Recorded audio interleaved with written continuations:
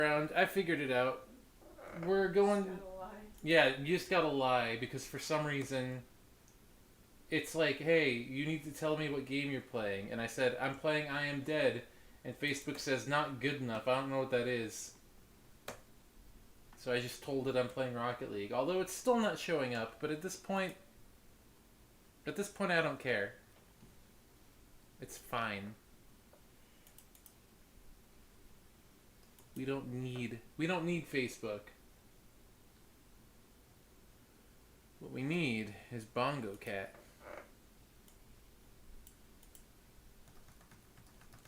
Yeah, that's a good Bongo Cat. Alright.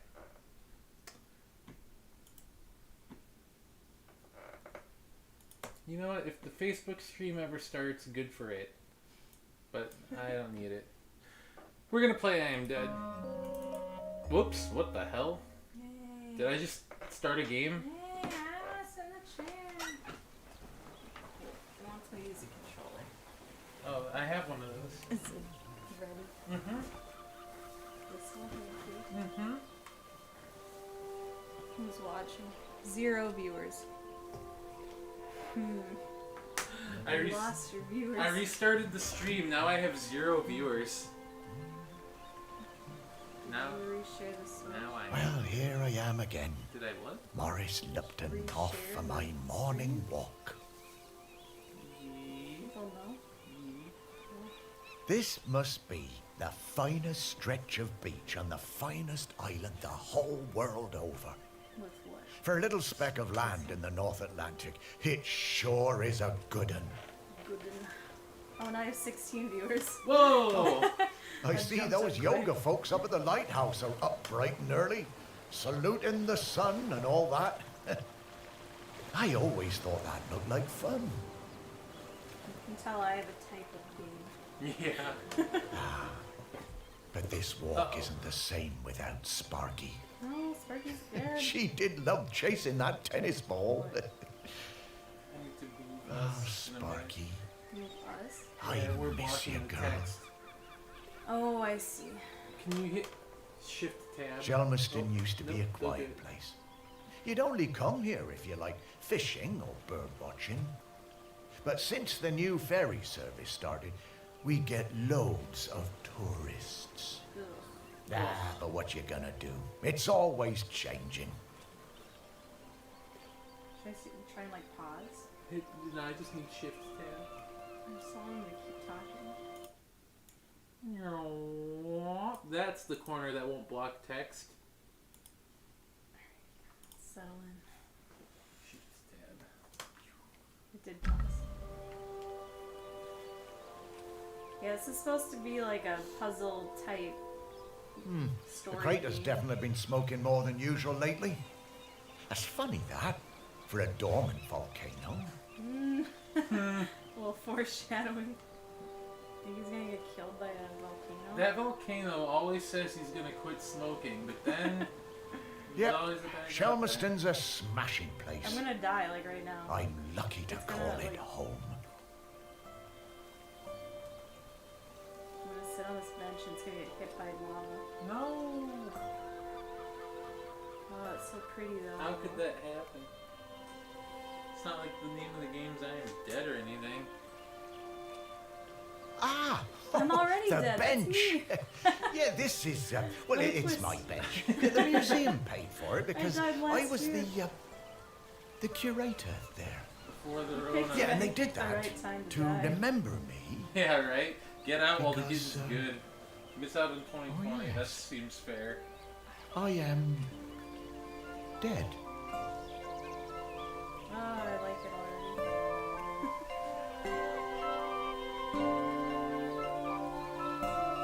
It's been some adjustment, but not all bad. Yeah, I should probably go and check on the museum, actually. Yeah, this is good. This is good storytelling right now. Right, so I'm probably. Yeah, I've probably been have to collecting stop the stories of Shelmiston for volcano. years now, here in my museum. Oh, it's so cute. There are so many stories, and wonderful ones. What is that? Wars? The museum started off small, but just grew and grew. It's shut at the moment, of course.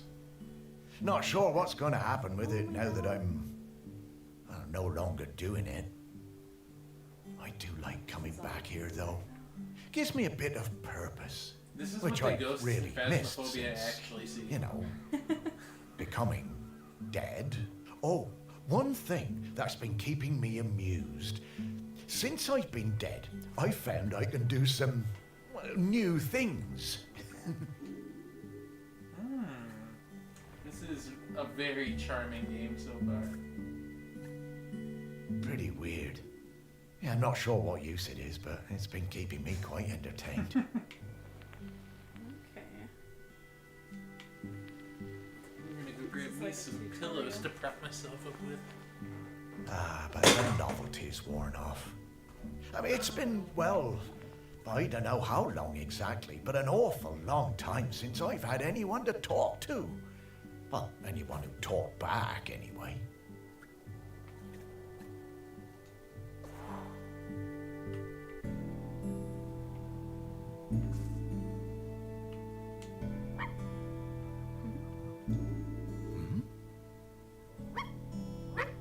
No, I couldn't. That sounds like Sparky. I'm gonna get a ghost dog. Is that you? Man, let me add him. Find this. Okay. I have to find a dog collar.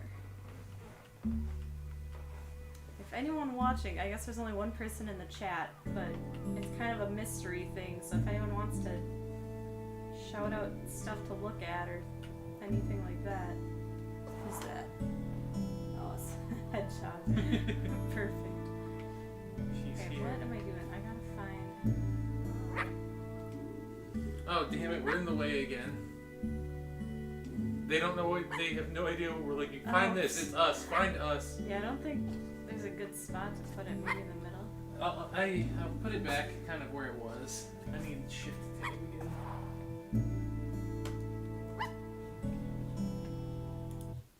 I'll put us kind of like above where the text will float. Yeah, right in the middle. Put us right here.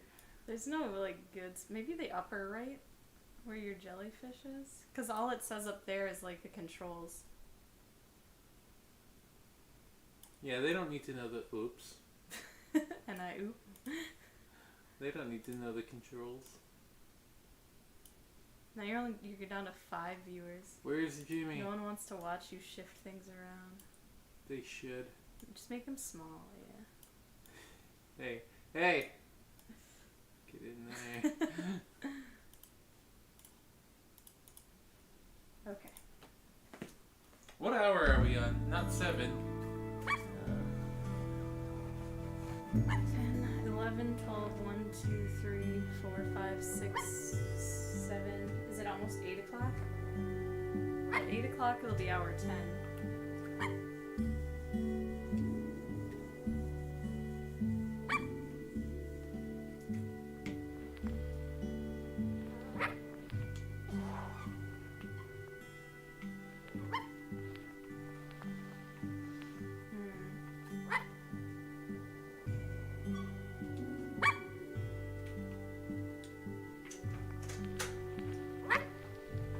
My dead dog is in here. Let me in.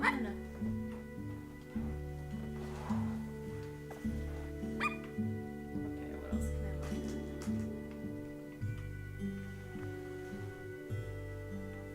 my gosh, this is like hard to get used to. Is it on this side? What? Are you gonna fall asleep? No. No. Comfy. Okay, what do you need? You need to find a collar? Yeah. These controls are confusing. You can It's only Adjust. 2 buttons. you can adjust them if you need the menu. No, I just have to. Is it like It's the just A direction? and B. Well, this one moves and this one moves this. Do you need it to be inverted? No, I just need to get used to it. Nab Hill Camping. Ban Hill Camping. Can I look at all of them? Volcano boat tours. This probably is not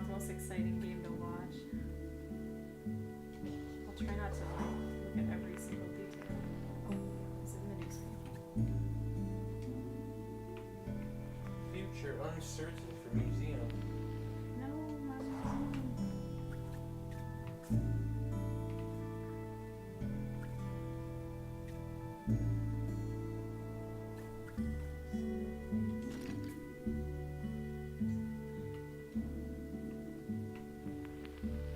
Is it in those other round items? They look like collars.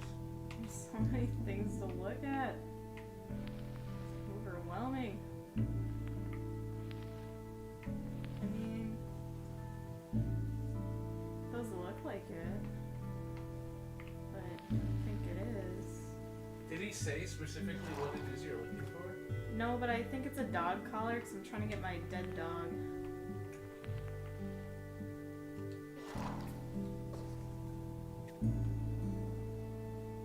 Over here.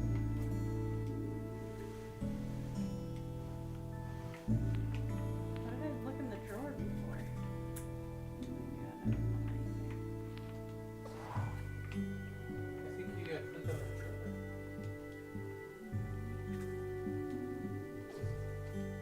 I don't think it was.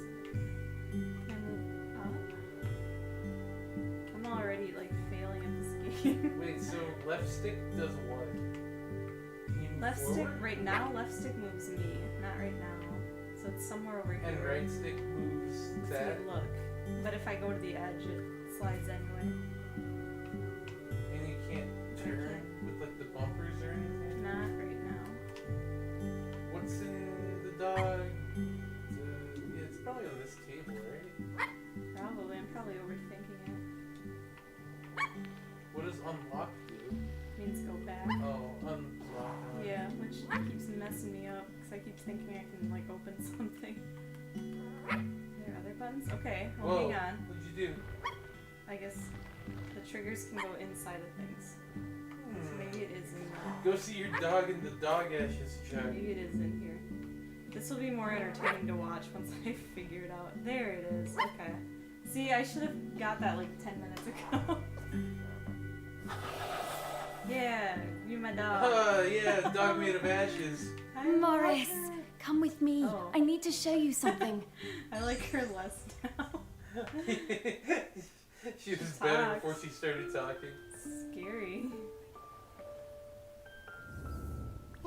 Oh, it's Sparky. Morris, you worked it out. Oh, Sounds like a sexy you lady. can talk. Yeah, I don't Well, like that. I could always talk. You just couldn't understand me. And you can Or hear in me. the afterlife, there's no Sure. stigma You are against talking, aren't bestiality. you? Oh, Sparky. Aw. What is it, Morris? It's been so long. I thought I'd had my last conversation. Oh, I'm so very glad.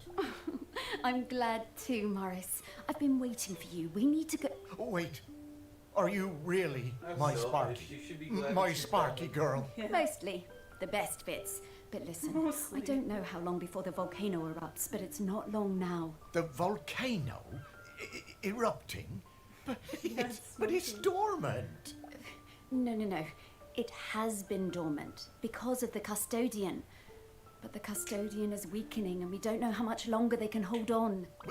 The custodian? What are you talking about? Shelmerston is volcanic. It's supposed to erupt every once in a while. The only reason it hasn't is the custodian, keeping the island calm. Custodian. Custodian keeping the island calm? Take your Take time, a drink every Morris. time I say custodian. Dogs are better at understanding this kind of stuff than humans. The custodian Custodian. is a ghost. Yes! Now you're getting it. The custodian is a Custodian? ghost who appeases the island, keeps it safe to live on.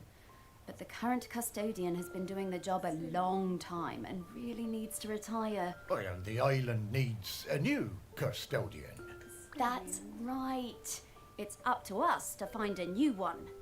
There are New 5 what? prospects that I know of. Custodian. 5 ghosts still hanging around the Is this island who gonna be haven't like gone this? into the west yet. Maybe. We need to find them and see if they'll take the job. I bet I'll end Well, up. what if none of the Yeah. prospects Wow. wants it?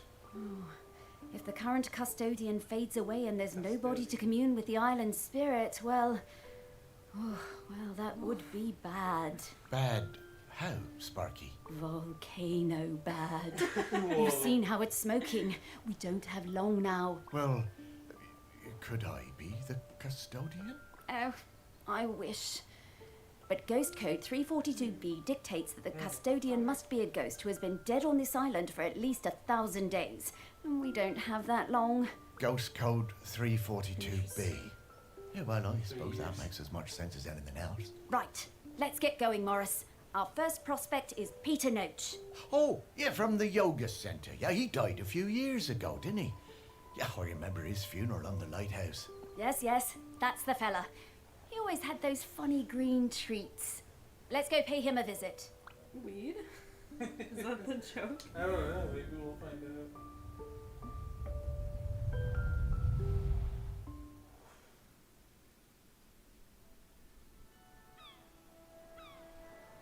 Yep, said. Wow, we're flying. Oh, this feels nice. What? Oh, right. Oh, you kind of forget about it after a while. I always was impressed with this yoga centre.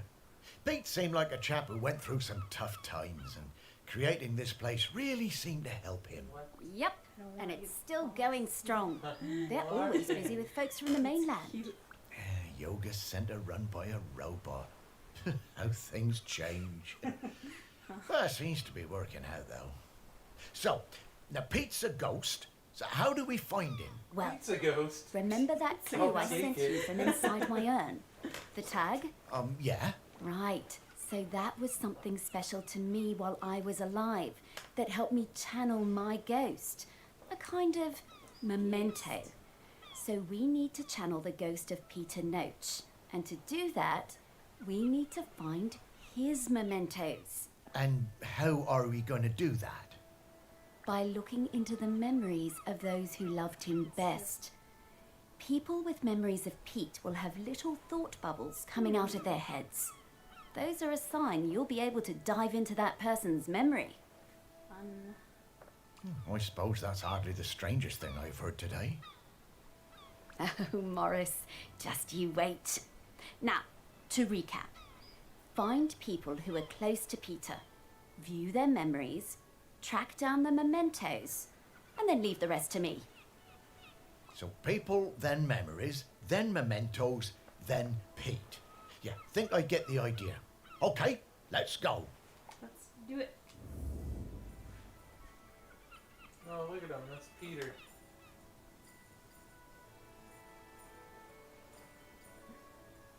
Let's see the yoga robot. Alright, let's get into it. Let's go. Oh yeah, these people love it. Just look at people. Yeah, you're good at Suppose I don't need to like look at people unless they have memories. I don't know. I don't wanna waste too much time. What's this? Penguin's kiss. Oh, they change positions. Okay. I see, okay. Oh, this bird's got some thoughts. Oh, bulgy eyes. Stupid looking. What's he thinking about? I was getting ready to lay my egg, Oh, weird. but my nest needed that little something extra. Rubik's Cube. I found the perfect thing. You have to like get the memory just right. She took his Rubik's Cube. The human and that metal beast seemed quite agitated at their loss.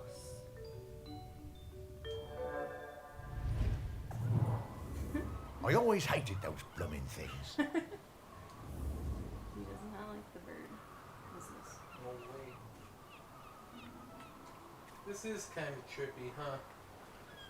We're inceptioning Oh, it's a people. bird. I was like, what is that thing?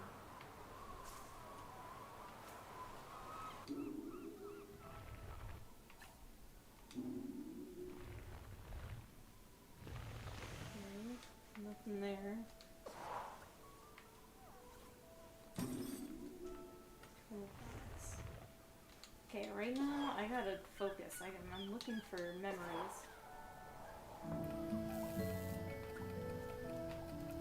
Okay, well this guy's got a memory.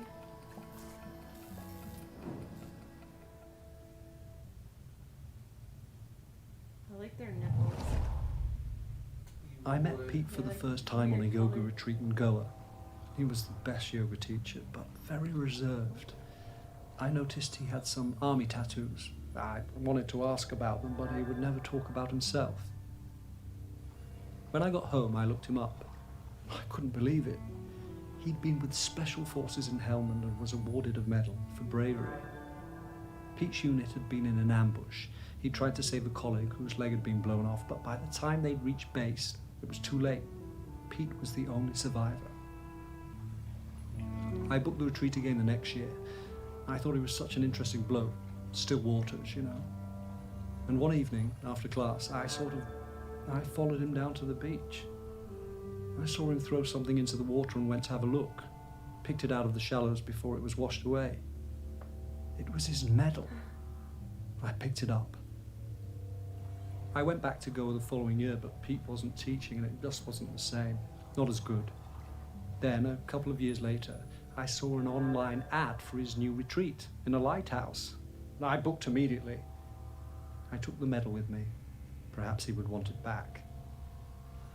It was the same Pete Noach, and if anything, he was an even better teacher. One coffee break, when I got him on his own, I brought up Helmand in conversation. I wish I hadn't. It was like a shutter coming down. I didn't mention the medal. I kept coming back for the yoga, and you know, over the years I saw Pete mellow. I think the lighthouse was doing him good. He even cracked a joke with the group once in a while. So, that summer, the one before he died, I decided to act. It was the day I was leaving and I showed him his medal. There was a moment of total surprise. I was worried then. But he took it. He turned it over in his hand. The poor guy was lost for words. He gave me a nod of thanks and slipped it into his pocket. I'm glad he got it back.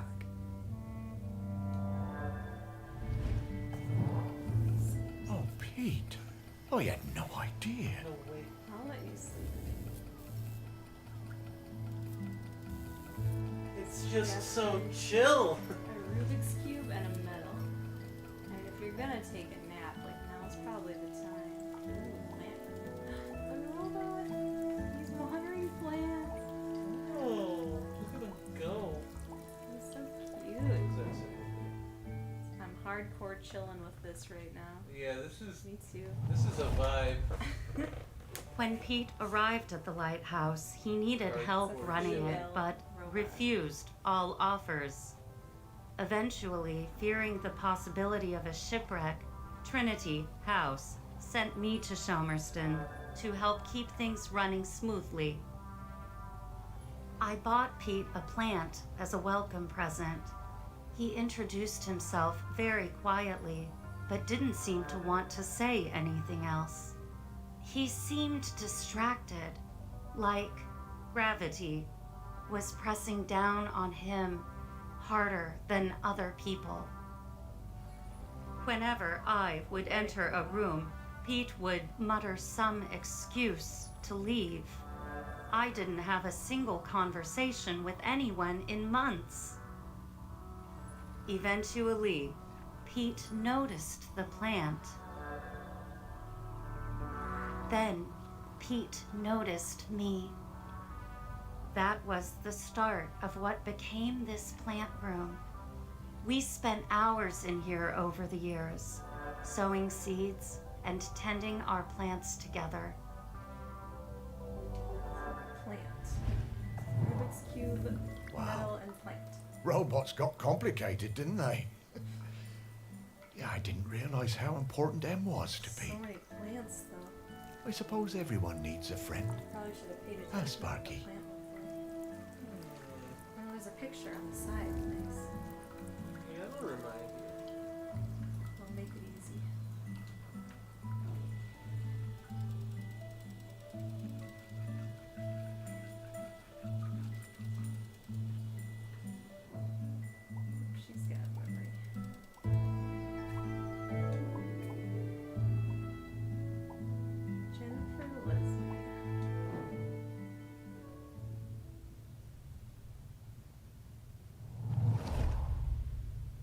I just got divorced and really wanted to go on a golfing holiday, but my best mate Tammy somehow talked me into doing a yoga retreat instead. Yoga made me feel weird and uncomfortable. After the first day, I'd basically given up. I thought Pete was a bit angry with me. It was hard to tell. Exploring the lighthouse, I came across Pete's set of clubs. Bingo, I thought. I wondered where I could practice my drive. I took the clubs up to the observation deck and spent all afternoon perfecting my stroke. The sun was shining. It was the best time I'd had all week. Suddenly, I was aware of Pete watching me. My heart sank and I braced myself for a telling off. How wrong I was. Pete cracked a smile and joined in. Every evening for the rest of that week, we were up on that observation deck, driving balls into the sea. Best holiday in years. I even got into yoga by the end.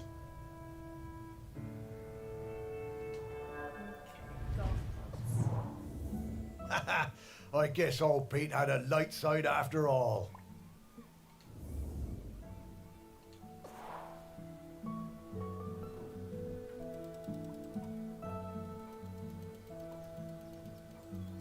Oh, this game's so cute.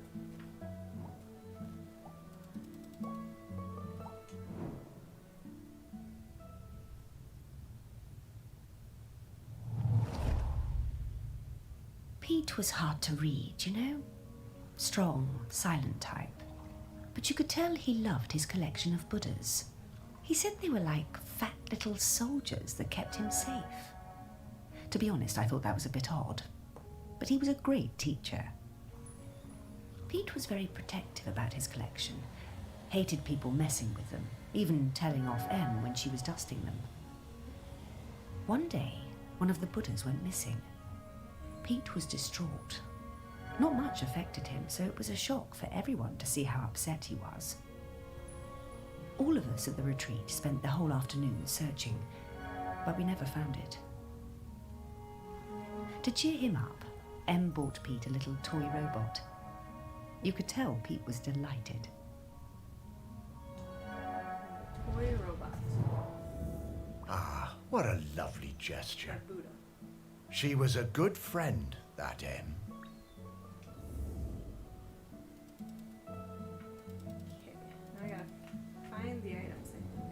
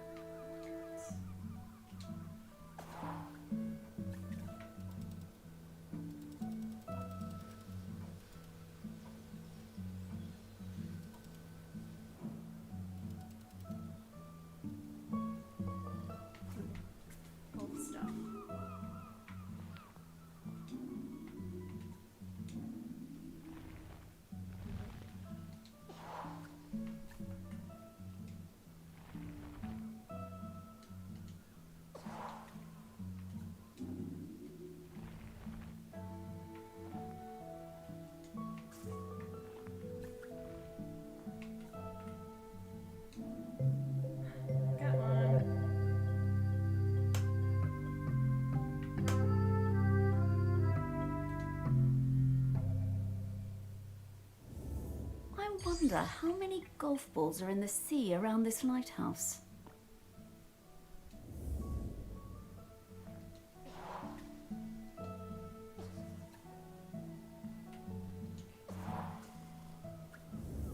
Okay, let's find some more memories.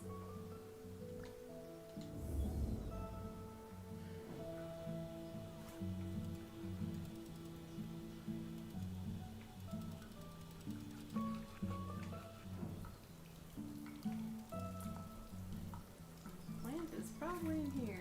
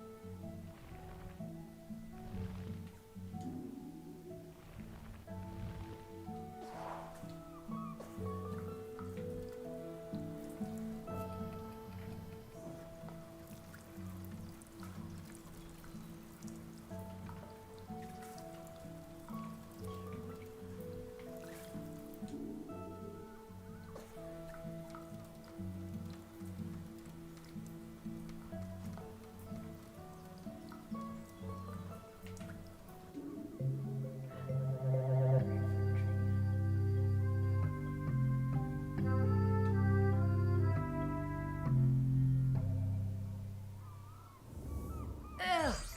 Dogs hate all fruit. I'm not going near this, Morris.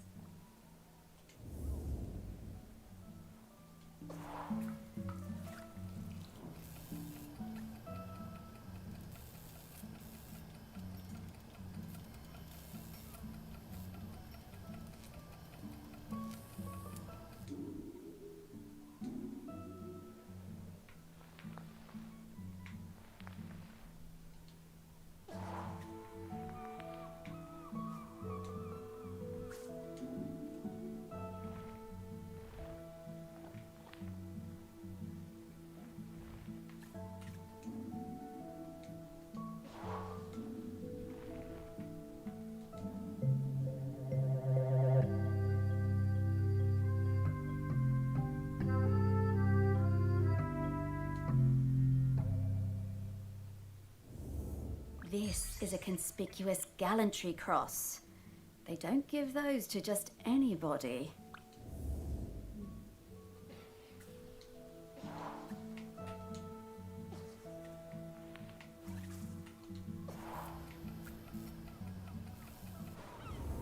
Hey, I'm starting to pick up the scent of something else here. I think it's Grenkins. Grenkins? Yeah, they're tiny spirits, distant relations of the island spirit. Apparently they bring good luck. When we get close to one, I'll pop up and let you know. Okay, Sparky.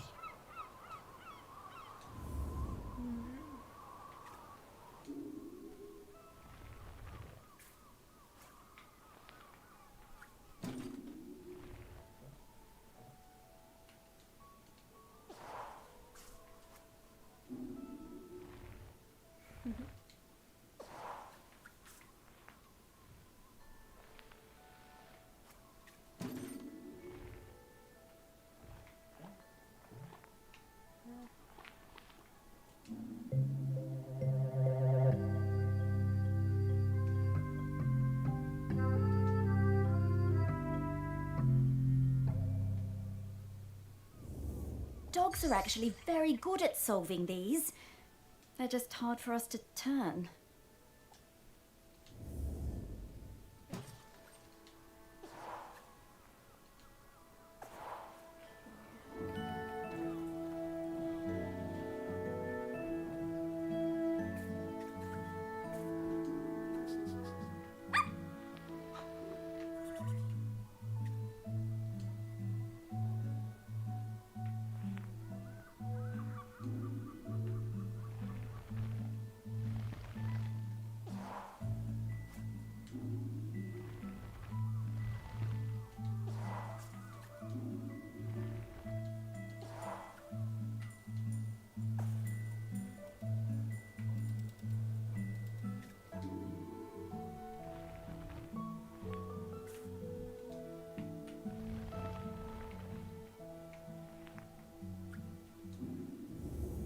Okay, we're in the right place. But now we need to slice and rotate this object to just the right spot to get the Grenkin out.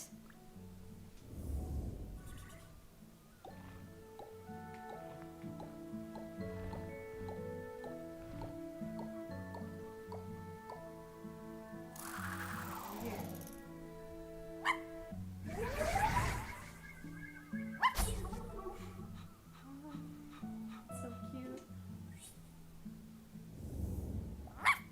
Hello, Grenkin. Good to see you. Morris, these spirits have been on Shelmerston for thousands of years, and they bring good luck. We should definitely keep finding them.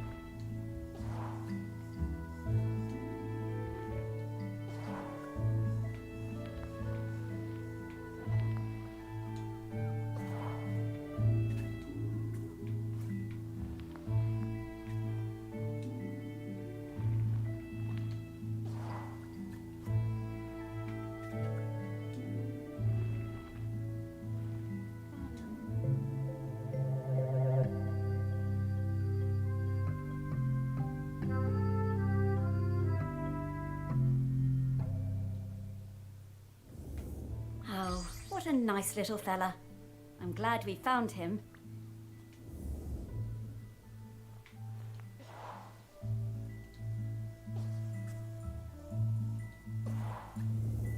Okay, that's all of the mementos. Now what do we have to do? Wow, I'm getting a really strong scent. Well done. I should easily be able to sniff out Peter's spirit now. All right then. What do you need me to do? Absolutely nothing.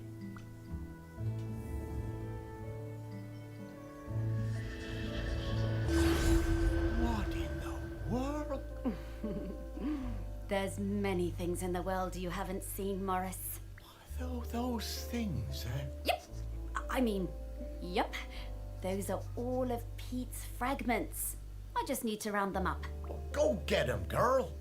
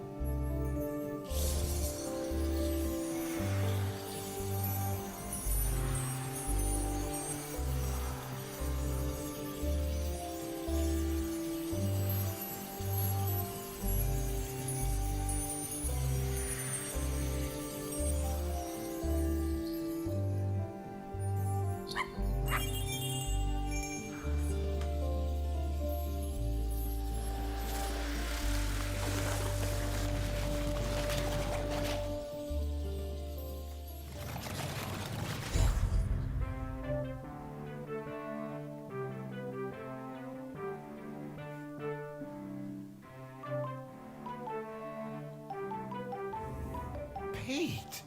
Oh, wow! It's really you! Well, it's me, Morris. Morris Lupton. Of course I remember you, Morris. It's lovely to see you. How's death treating you? Oh, well, you know, it's a bit jarring, but, well, I'm having a nice enough time. But listen, Pete, we've come to ask you something. Do you know about the custodian? The custodian? The person who communes with the island, yes? I've noticed the volcano looks like it's waking up. Yes, well, that's the thing.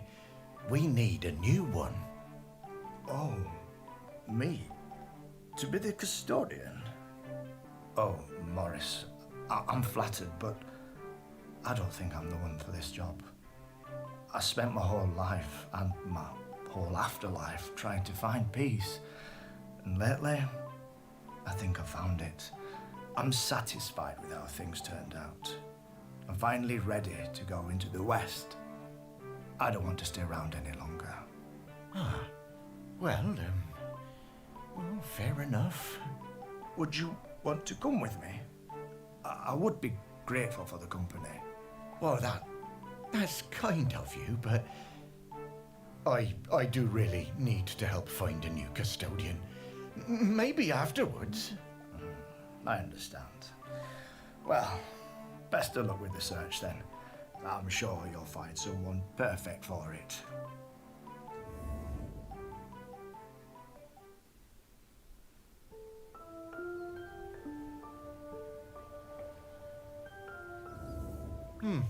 Well, that didn't go well. Oh, no worries, Morris. Plenty of other prospects. Well, 4. Hey, Pete mentioned going into the West. What is that? Oh, well, that's a very complicated question, Morris. Just think of it as leaving all this behind, which is not something we can do now. We need to go find Val. They're opening the sculpture park today. Oh, is that opening already?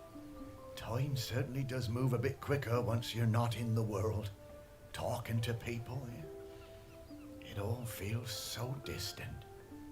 Though, if I'm being honest, I suppose I was a little buried in the museum those last few years after, well, you know. Ha! You know, You might say I started living like a ghost well before I became one. Oh, you weren't a ghost, Morris.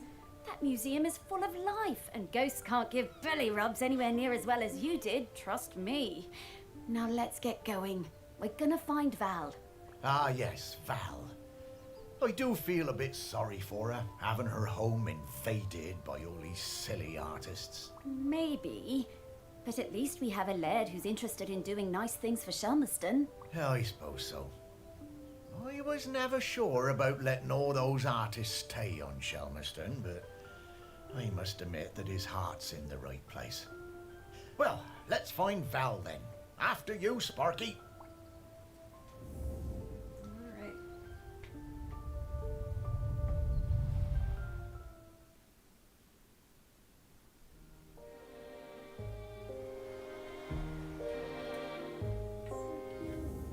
My, how the park has changed. I barely recognize it anymore with all these artists buzzing about. Oh, they're not so bad. So many different and exciting smells. Yes, well, you and I have always valued different things in smells. And now we need to sniff out Val. Just like before, let's find some people with memories of her and track down those mementos.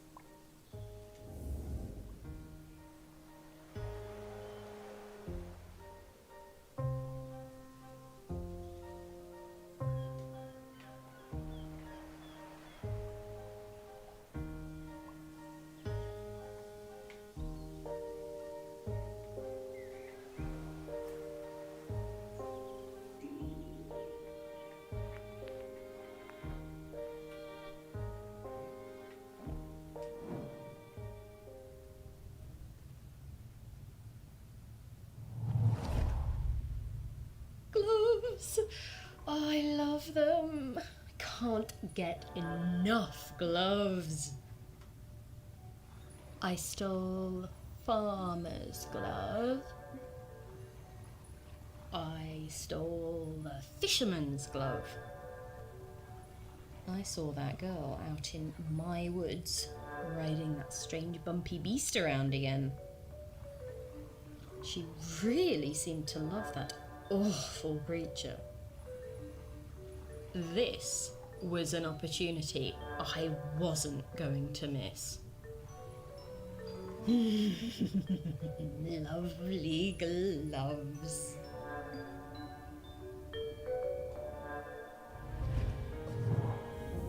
I always did suspect there might be something in those rumours about camels on the island. All that time, and Val never let on. Bless you, Val.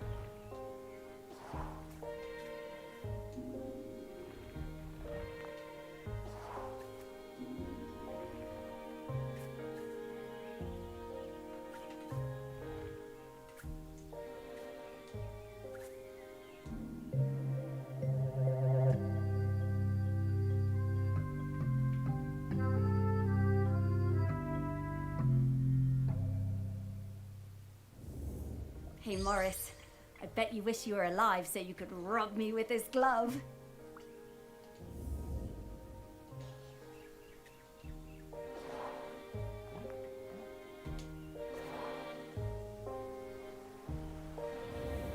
I'm getting the scent of Grenkins again, Morris. I'll pop up to let you know when we're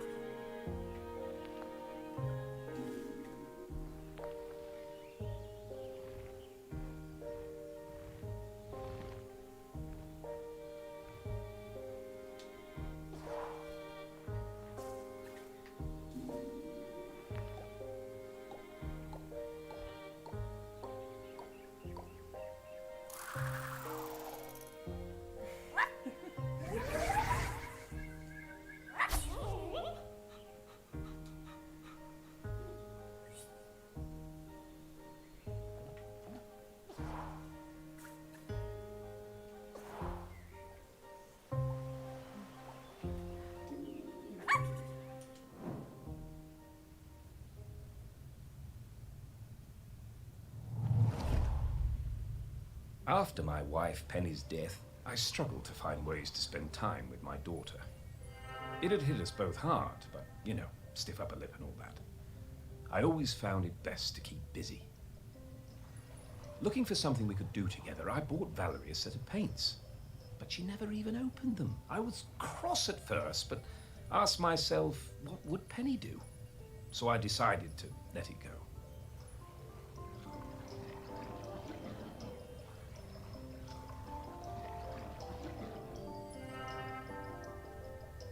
Then one day I managed to talk her into coming into the park with me to paint some of the nature she loves so much. She wasn't very enthusiastic, but agreed to give it a try.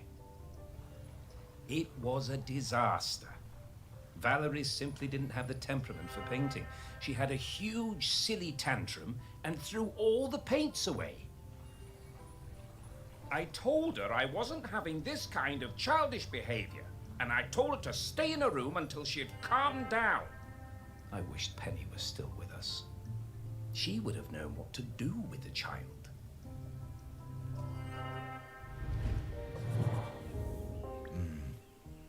Very hard, that, to lose a parent. Was never gonna be easy after her mum died, but he always did seem distracted with his fancy art projects.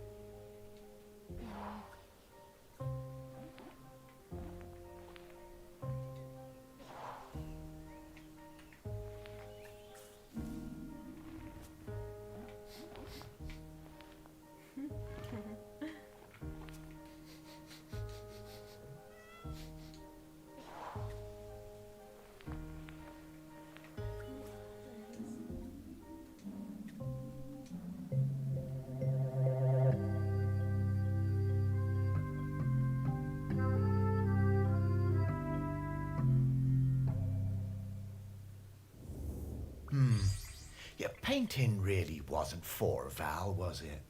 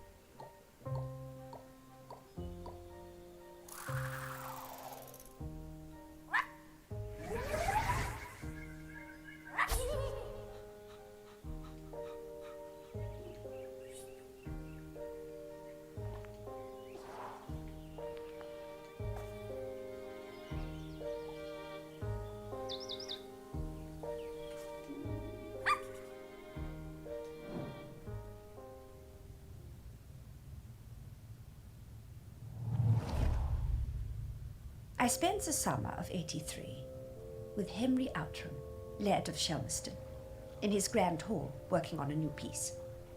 It was supposed to be about the volcano, But once I arrived, I found myself particularly taken by all the vales around the island. Henry was a delightful host, always excited to have us bright young artists around, and always ready with a charming question or a fortifying glass of something. His daughter, I think her name was Mallory or Valerie or something, was usually outside roaming the grounds. Henry said she was discovering herself and learning self-reliance through independent play. She seemed feral to me. One day, I came across the perfect finishing touch to my sculptural masterpiece, but it turned out to belong to the wretched child. I tried to explain to her why I needed it, but she snatched it away and walked off. I went to Henry, thinking he could make her give me the boat, but to my astonishment, Henry told me it was up to her if she wanted to give it to me. Henry called his daughter and we all talked about it. When Henry suggested that maybe I could buy the boat, her little eyes lit up. It cost me £200 for that little wooden boat, but it was worth it.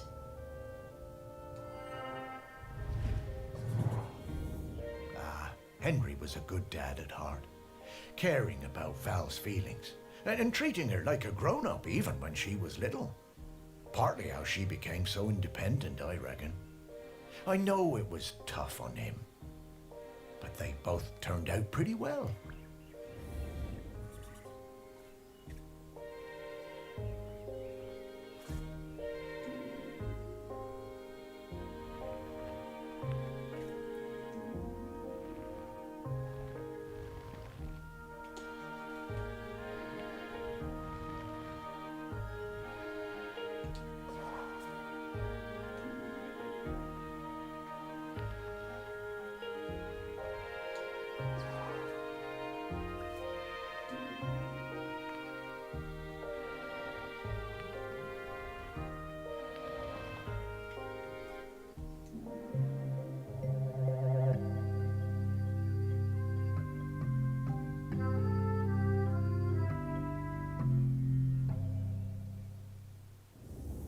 I wonder how many people even saw this.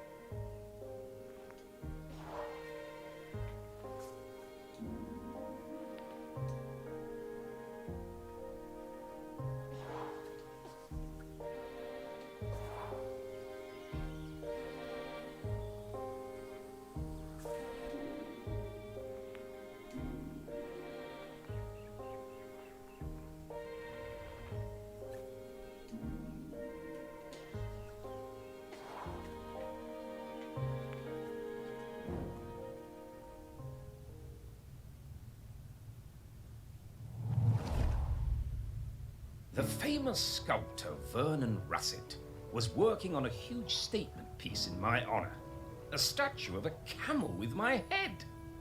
When I saw it, I felt quite uncomfortable, but I didn't want to upset him. Poor Vernon could be awfully temperamental, sinking into dark moods for days.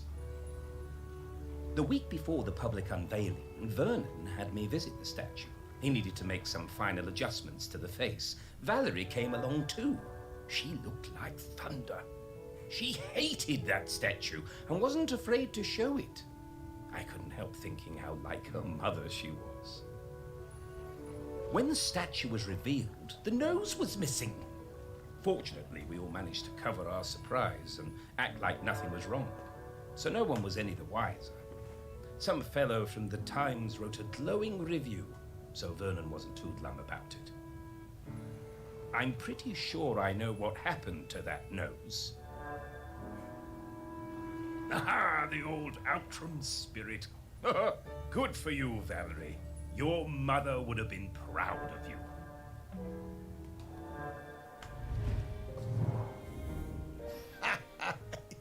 Yeah, Val told me about this. She had a whole speech prepared in case they figured out it was her who cut that nose off. But she never even needed it.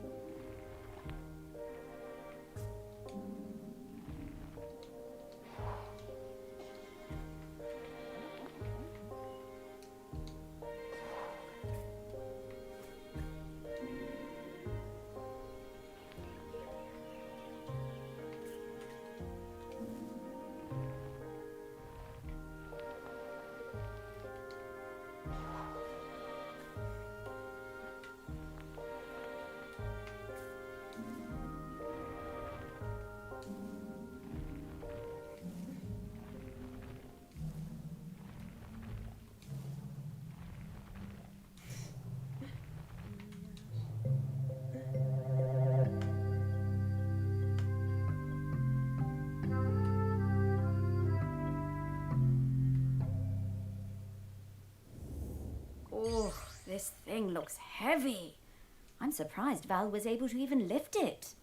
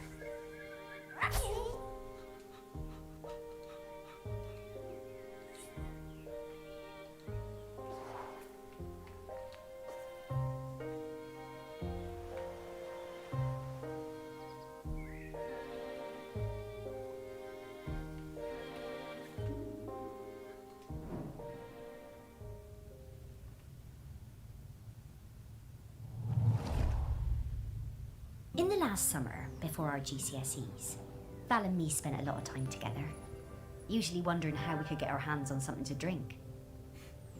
No one on this stupid little island would serve us, though. One day, we were hanging around on the allotments near the quay when we spotted something. And so, later that night,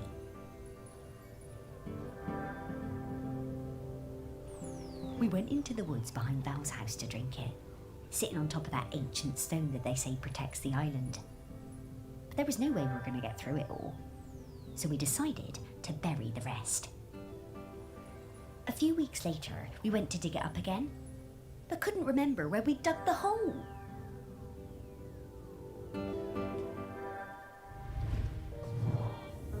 There is so much of our history buried on this island. Stories everywhere, right under your feet.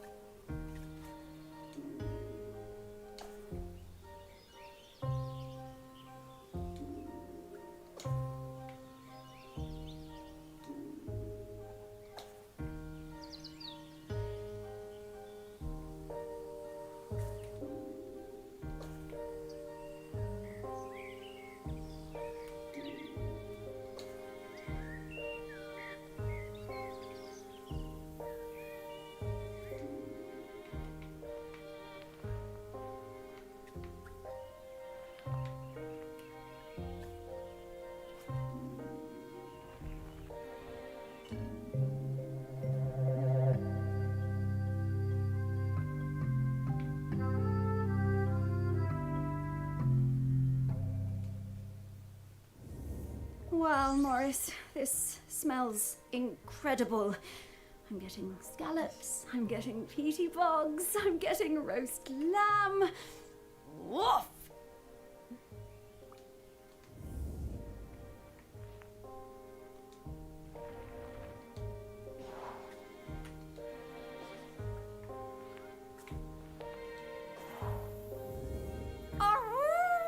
We did it! Oh, yes! I know what Val smells like now. Her signal is wafting through to me very clearly. Time to fly.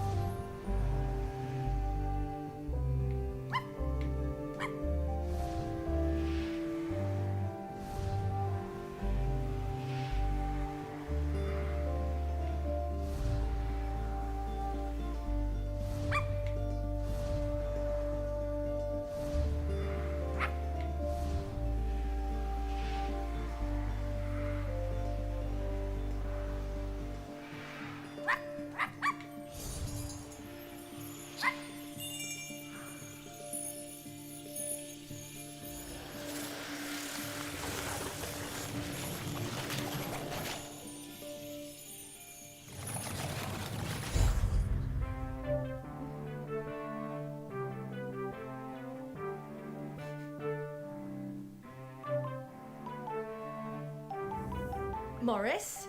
Morris Lopton? Is that really you? And Sparky? Val! Oh, it's so good to see you again. You too. You're looking very, Yeah, dead. yeah. But quite good, considering. Hello, Val. And Sparky talks now. Death certainly has been strange. Well, we're trying to find a replacement custodian. You've surely seen the volcano. Oh, yes. Poor Aggie. Must be very tired. Aggie? Aggie is the current custodian. Oh, well then, yes. We were hoping you might replace Aggie. Oh, Morris. That's some ask. Oh, you can do it, Val. I'm flattered, but those are enormous shoes to fill. And I'm not like you, Morris. I don't love this town like you do. And, if I'm being honest, I can't abide all those arty types and mainlanders tromping around. I can't speak for them. This job isn't for me. Oh, well, I'm sorry to hear that, Val. But, well, I understand. Thank you. It's been so nice to see you again. You too, Val. Sparky, I'd love to spend some more time chatting with Val. Oh, I'm sorry, Morris. We really need to keep this up. Come back later, Morris. I'll be here. Oh, well, all right, Val. I'll find you later. Goodbye.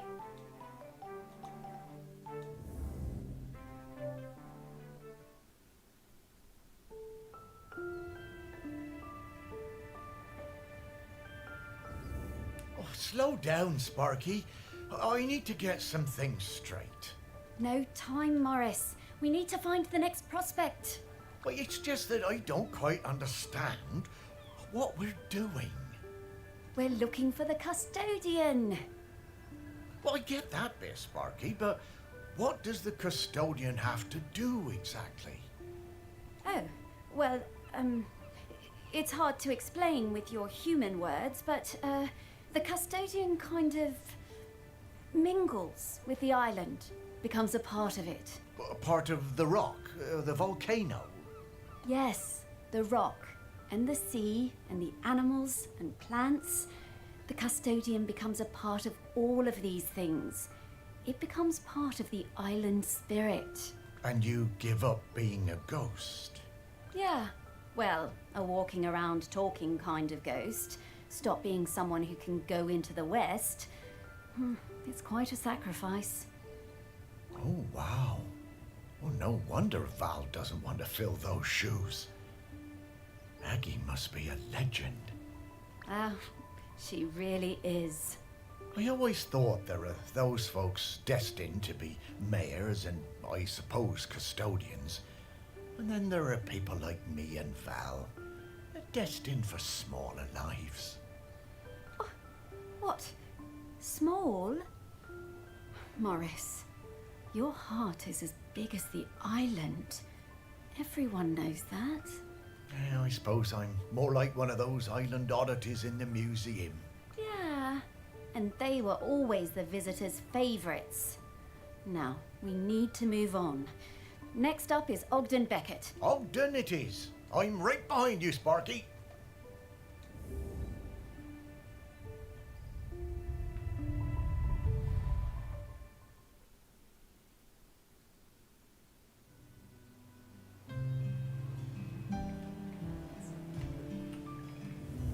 So, Ogden next, eh? I'll be glad to see him again. His music always hurt my ears, but he was good at chin scratches. Oh, lovely guy. Oh, look, the ferry's coming in. There'll be loads of tourists all over this quayside soon. Well, I suppose they won't get in our way much anymore, eh, girl?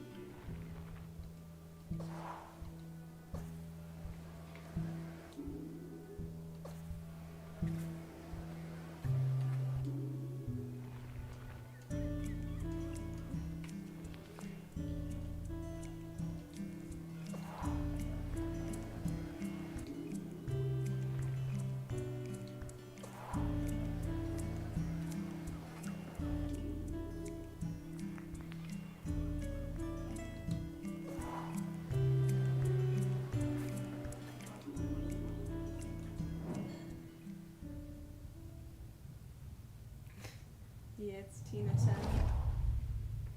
We were 14 when we started going out. Me and my friend Cassia had started a beach clean at the weekend, and Ogden turned up with his mate Godfrey.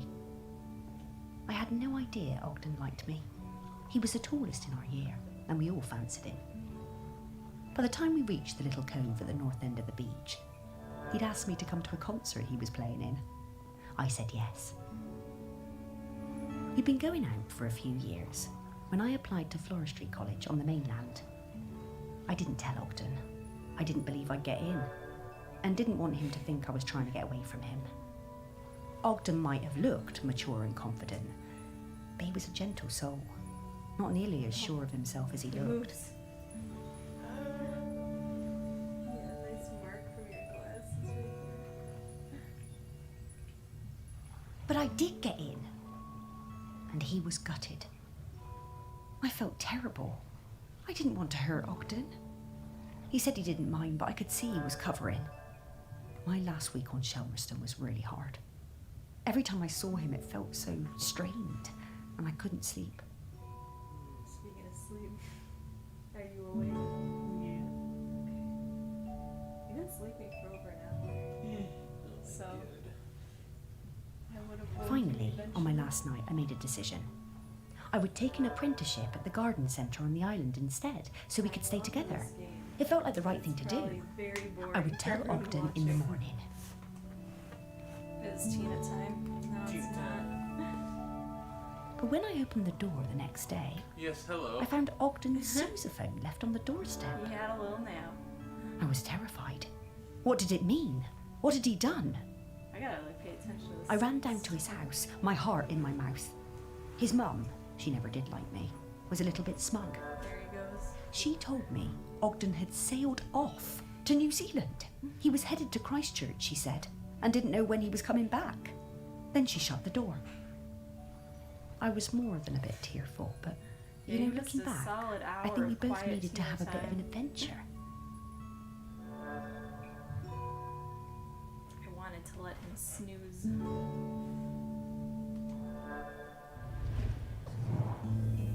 I spend a lot of It's time been a with Sally chill during this game period. for nap time. We used to meet up quite often when she returned from Floristry College, and I was working at the museum.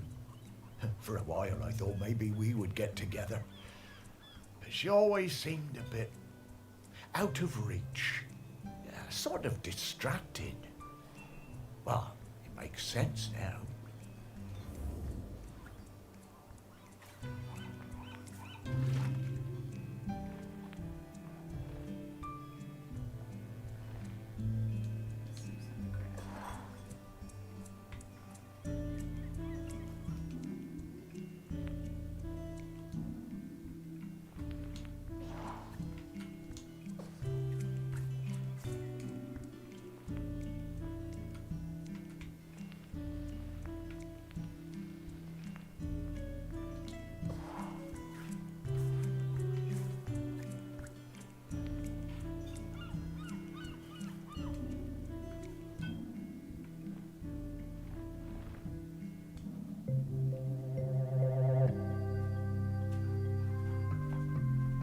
This game's so fucking Yeah. cute. Yeah, you missed foxes. How did that get Not in the there? foxes. I almost woke you up. Oh my god. I could zoom. There's a fox above ground, and you could zoom into his den, and there was babies in there. Check it out. I'm at the crab shack. Ooh. We got Suze in the crab. There she is. Fate's not looking good for Suze in the crab. Oh no. Susan. We got some of the people are these little like smiley face guys. What's inside them? I don't know. Good point. You see her naked. Yeah, you can't really go on people. Did the volcano go off? No, I'm on the third person. I'm getting the scent of Grenkins again, And Morris. There's these things I'll called pop up to let you know when we're close to one. Really hard. Also, this guy's been showing up. I'm a big fan. That's your pious. I feel like he's gonna mean something eventually.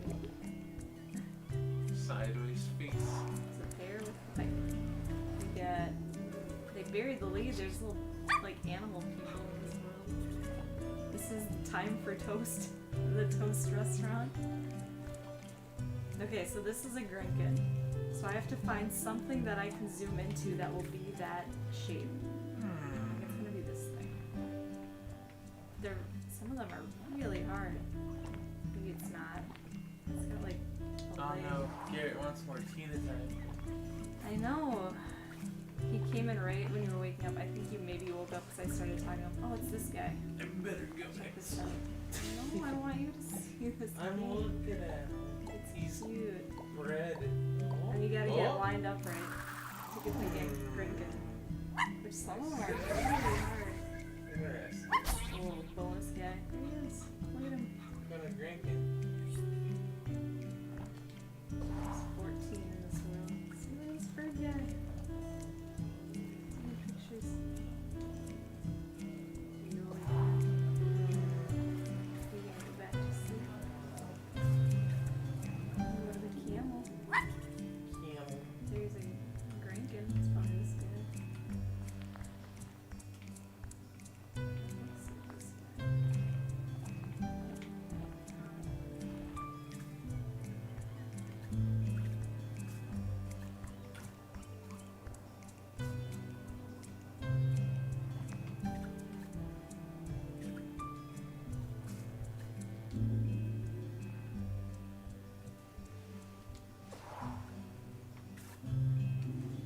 You hand me my water.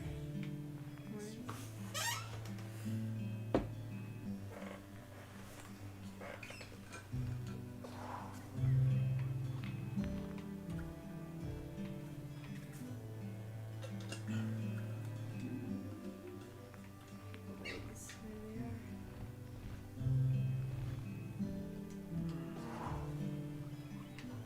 I don't know what the Grinkin is here. Oh, it's vibrating. Must be out of something. Well, it's this sweet guy.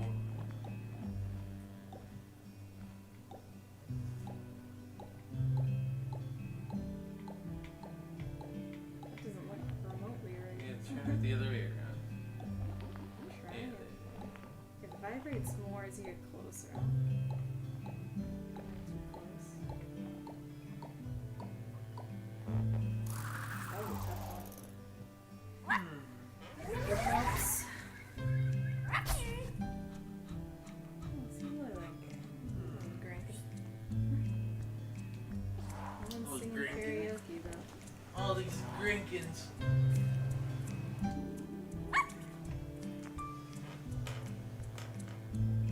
Don't wanna be in your way.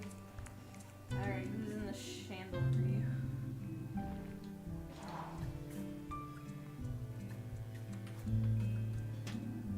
Bucket?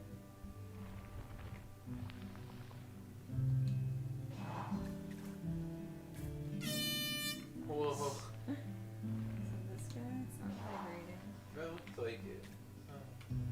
It vibrates a little bit when you're on the right track. Oh, like that. Something's right here. The handle.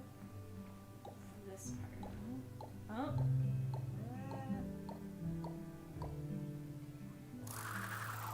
Here he is, a Grinkin. There he is.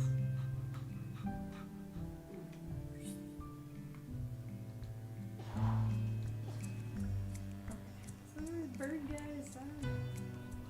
They're tourists. Shepherd.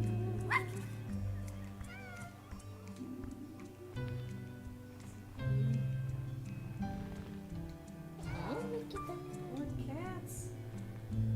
Yeah. They're cute. There's a bunch of them. It's one in that box. A super kitten. Yeah, that's me. How close I can get. Let it breathe. They're babies.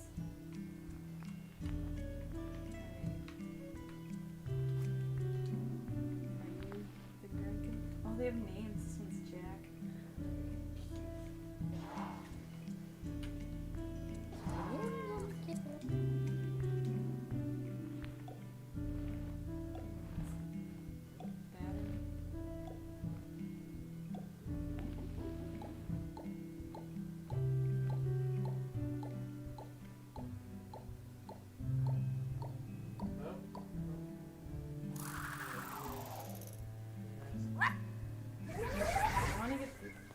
Grankins so I can move on to the story. Do you get all 14 Grankins? I probably won't. I didn't in the other ones. I didn't try that.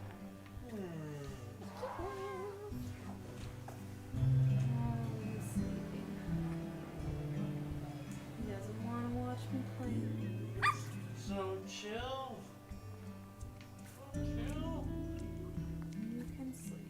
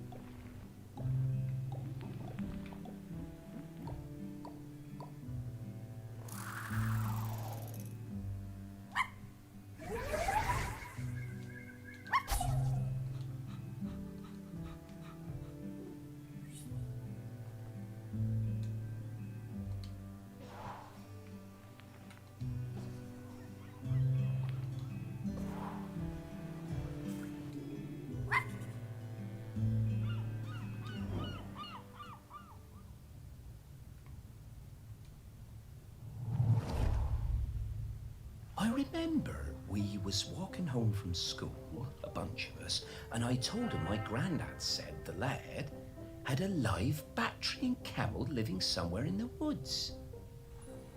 Everyone laughed, but I told them it was true. Ogden didn't believe me. Someone would have seen it. He dared me to climb in and prove it. I told him he'd have to come with me. Sneaking past the big house, we were almost caught by the gamekeeper and had to run, hell for leather, for the woods.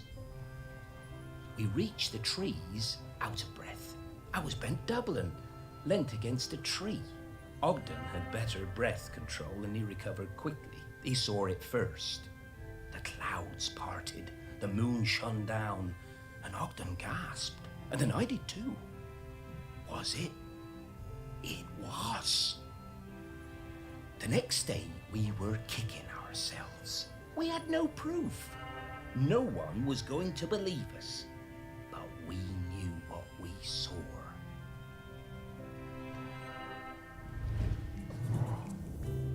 Oh, yeah, he was a couple of years above these chaps at school. Oh, and he's right. No one believed them. We gave them so much stick.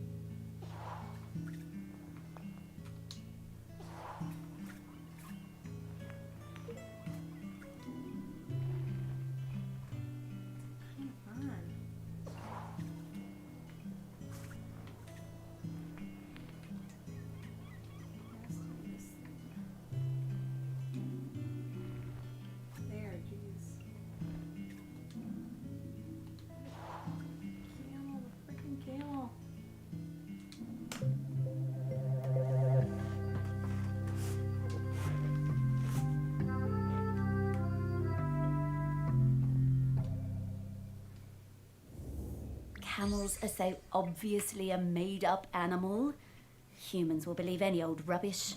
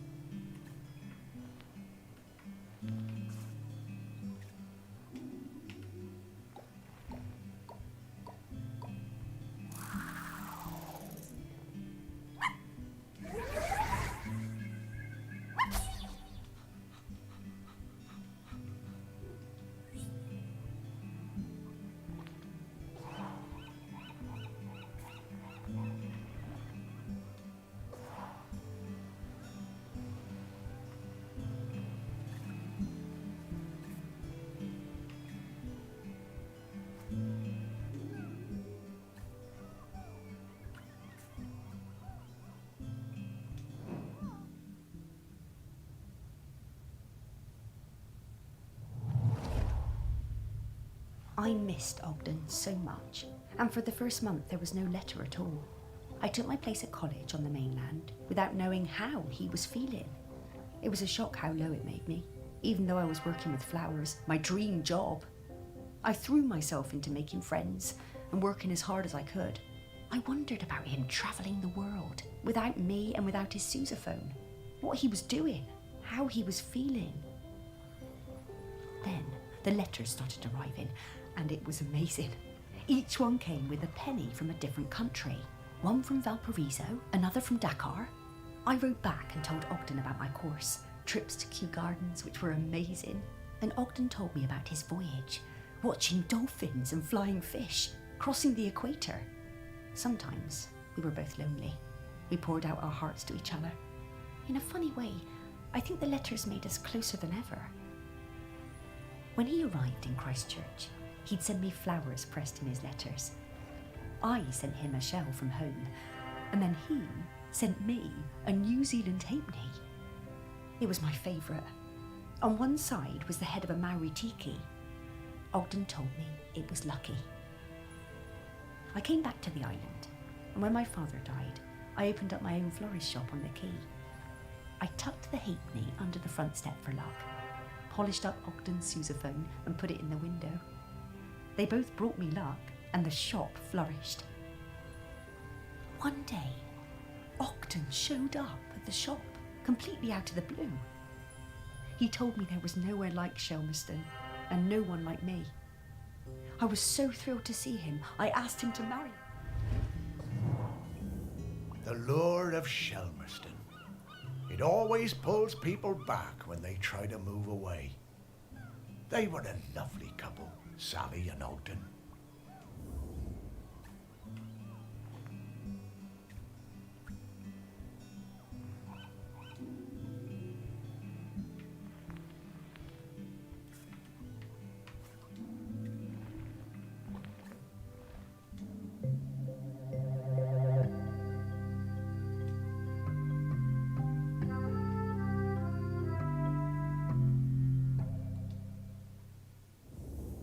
One good thing about being dead, I'll never have to deal with counting change again.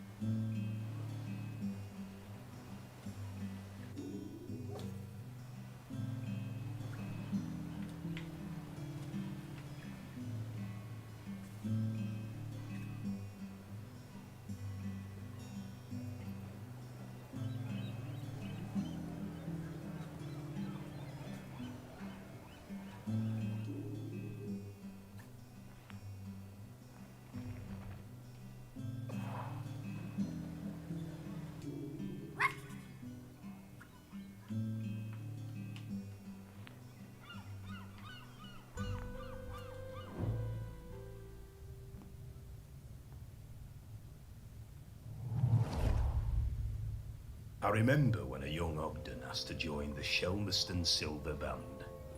I recognised his talent immediately. He could play anything, that lad. Literally anything. Eventually he settled on the sousaphone, which he always insisted on playing with his lucky bronze mouthpiece. One evening after the Silver Band played a storming concert in the Camel, Ogden and Sally got it into their heads to go for a night swim in the harbour, young love and all that. Ogden left his mouthpiece behind, and when we came back the next morning to pack up, it had disappeared. It really rattled him. Ogden was worried he wouldn't be able to perform without it, but of course next time we played, he was just as good as ever. Didn't need any lucky mouthpiece, our Ogden. He could play anything, that lad.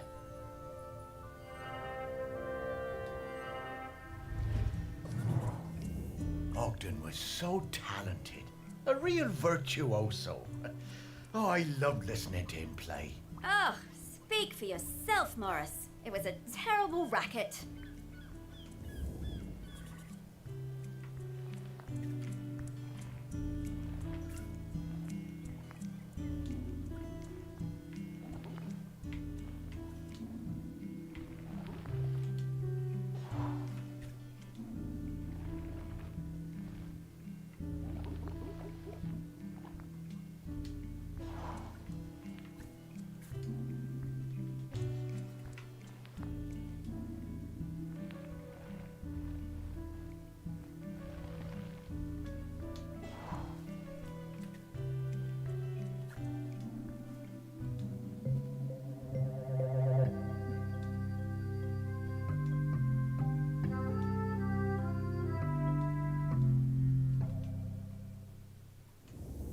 They seem to have been using it as a funnel.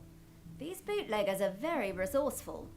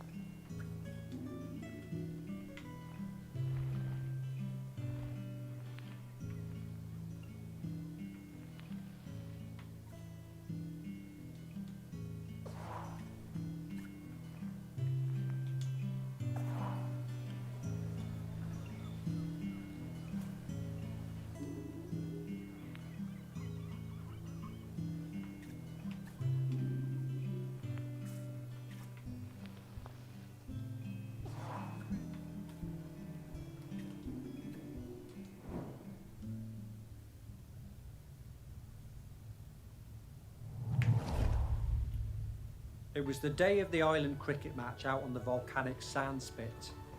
We had lost to Appledore for the past 3 years, and it was my first year as captain. I didn't want another loss on my watch. Ogden had just come back from New Zealand and told me he'd be up for it. I wasn't sure.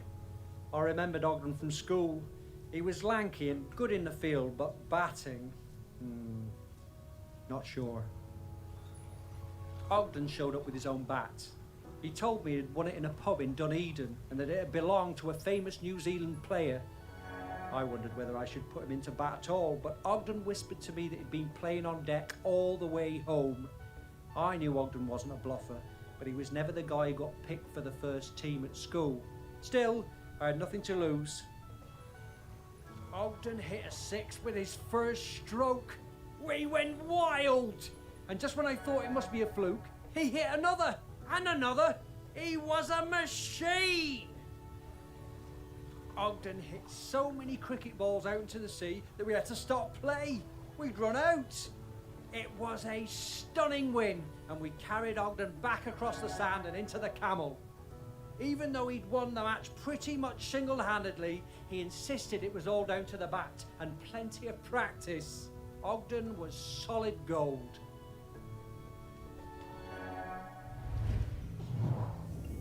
How's that?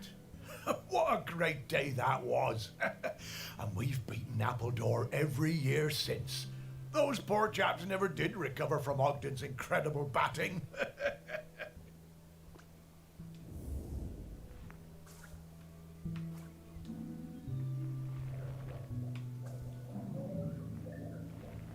Slippery Derek.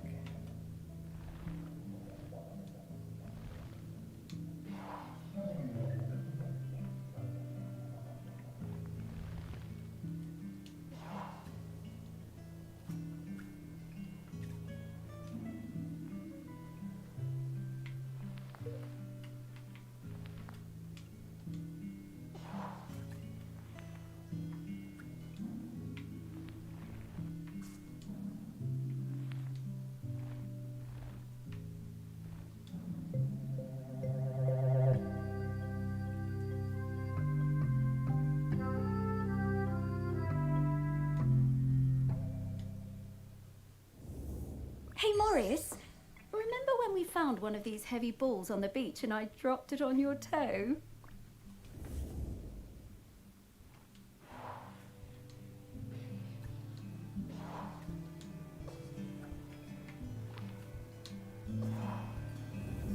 Ah, yes. A very distinctive odour indeed. I reckon I can find him from this. Here I come, Ogden.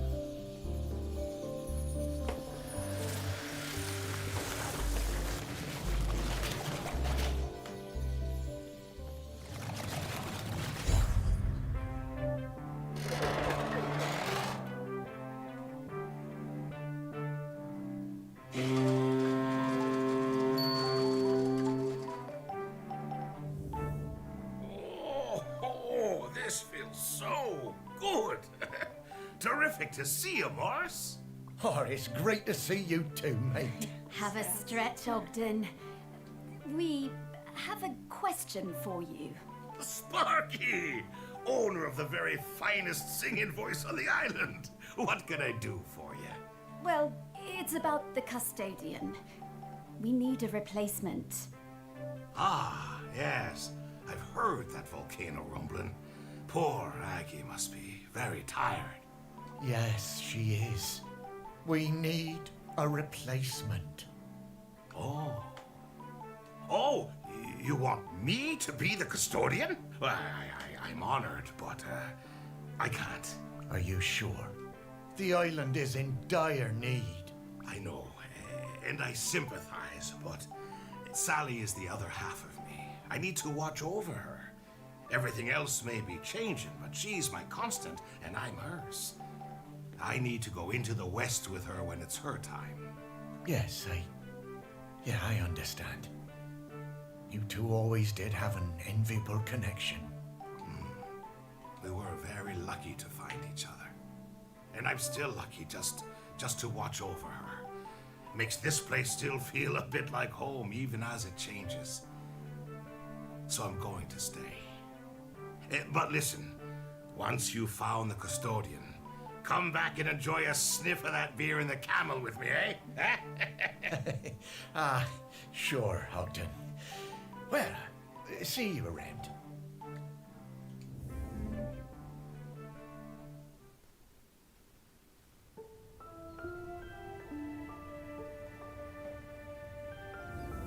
Well, after all these years, Ogden still carries that torch for Sally. I wish I'd been so lucky. Things I should have done. You were busy with the museum, Morris. And you did walks, and you did fetch, and belly rubs, and... Yeah, all right, yes. I was very busy. Thank you for reminding me. You did plenty.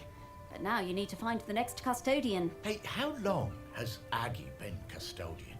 Oh, a little while now. You've met her, actually. I have? Well, her body, anyway, in the museum. What? Her body? In the museum? Oh, wait! That's right, Morris. The Bog Lady. The Bog Lady of Shelmerston. Well, that's Aggie. Mm-hmm. Well, that's her body anyway. Her spirit is all around us, of course. But Aggie is Bronze Age. 3,000 years. She's been custodian all that time? Yep. Well, no wonder she's tired. More tired every minute. We need to get to the next prospect. Greg Litherland, at the campsite. Greg. Okay.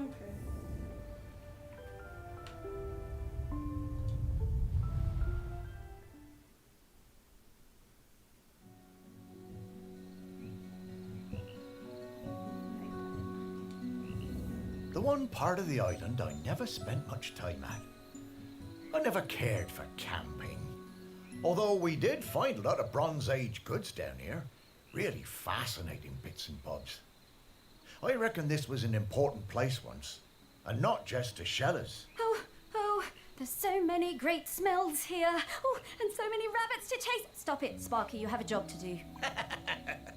You know, I suppose I do like it better up here now I don't have to worry about combing all those burrs out of your fur. At least this part of Shelmerston isn't changing too much. Yes. Now let's sniff out Greg. Yeah, I always found Greg a bit difficult. That business with the owl of his. He wasn't a bad guy at heart. Just liked animals a bit more than people, sometimes. Maybe. But who can blame him? Let's find some people who remembered him. Dig a little deeper. Memories of Greg Litherland. Here we come.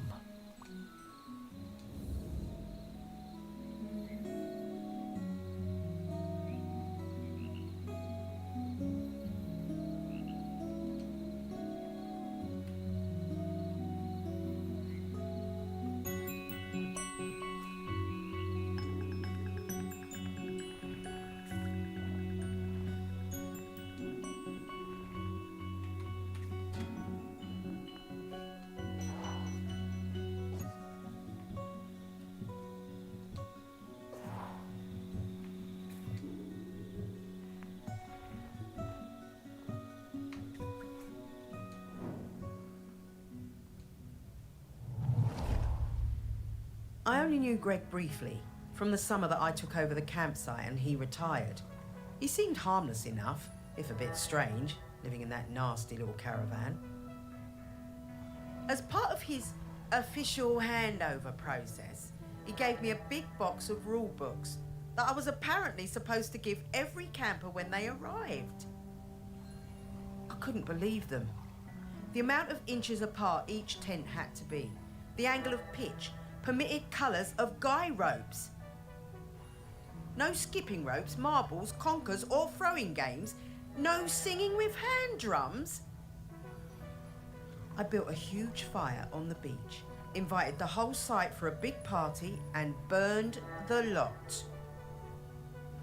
But then, awkward, Greg showed up. I guess he'd been collecting some things from his caravan and came to see what the noise was all about. You could tell he wasn't comfortable, but he sat down and tried to make conversation. I told him how beautiful I thought Shelmerston was, and he started telling me all about the wildlife here and the best places to spot birds. He was actually quite a sweet guy. He must have noticed what we were burning, but he never mentioned it. That was the last time I saw him. I always felt a bit guilty. I mean, I got him wrong. He wasn't that bad.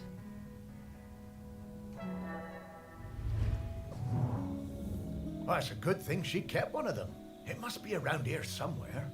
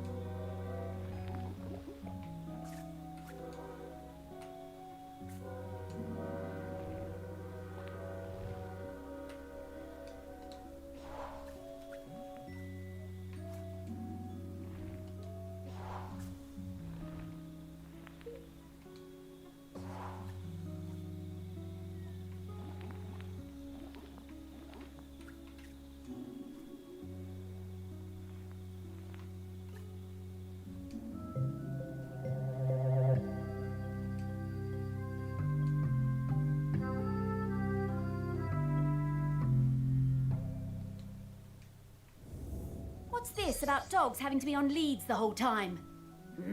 Outrageous.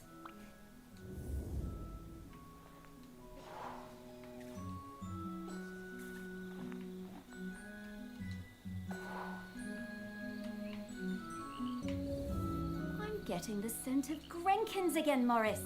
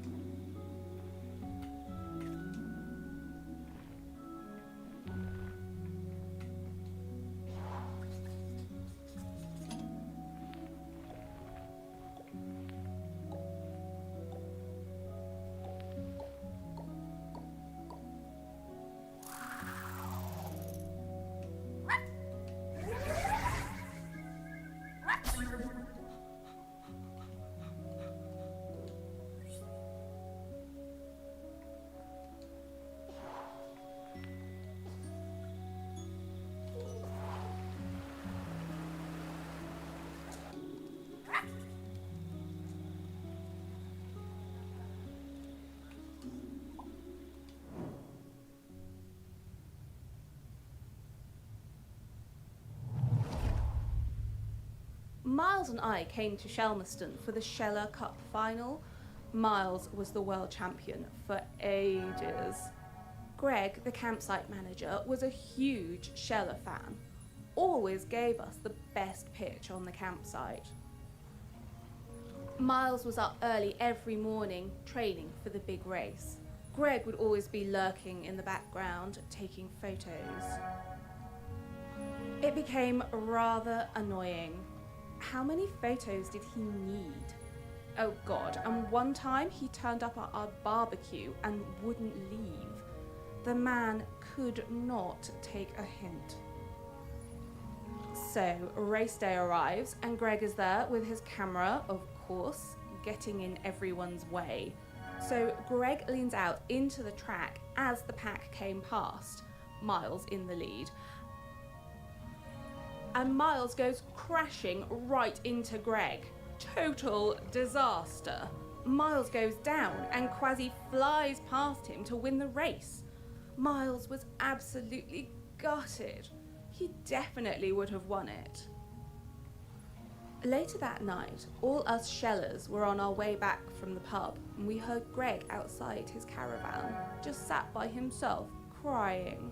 Miles, he was such a good sport, went over and spoke to him, invited him over to our camp for a drink. So then Greg came back and hung out with us, brought his camera and showed us all his Sheller race photos. You know, that guy was actually a pretty great photographer. By the end of the night, Miles had forgiven him. Miles was good like that.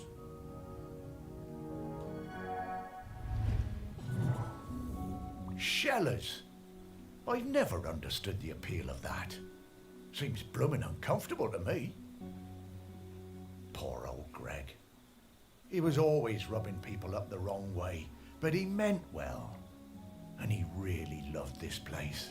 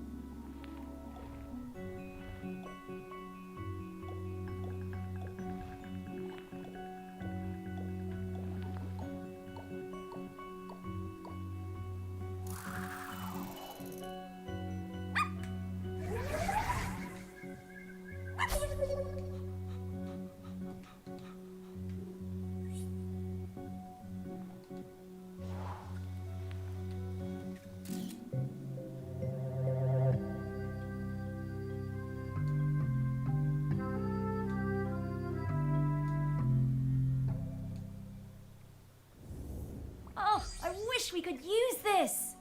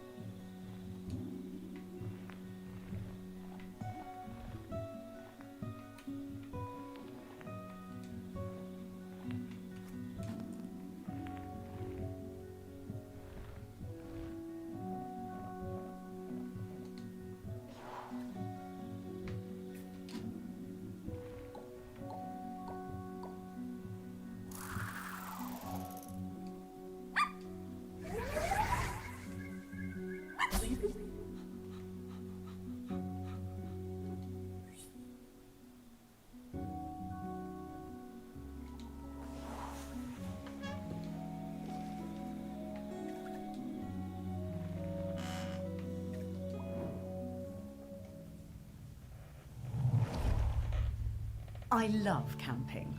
We've come to Shelmerston every summer with the kids for years. Okay, our tent is a bit bright, but that means the kids can always see it. Greg seemed angry about everything this year. He told us our tent was outside of the regulation colours, and being around the kids seemed to really upset him. But they were only being kids, just running around playing. Greg was blowing that bloody whistle every 5 minutes. One day, Greg confiscated my little one's kite. He was terrifying.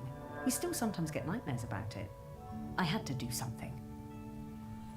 When I saw Greg put the whistle down, I pinched it and took out the pea. You know, the thing that makes the noise. I threw that pea somewhere Greg would never find it. You should have seen his face when he blew his whistle and nothing happened.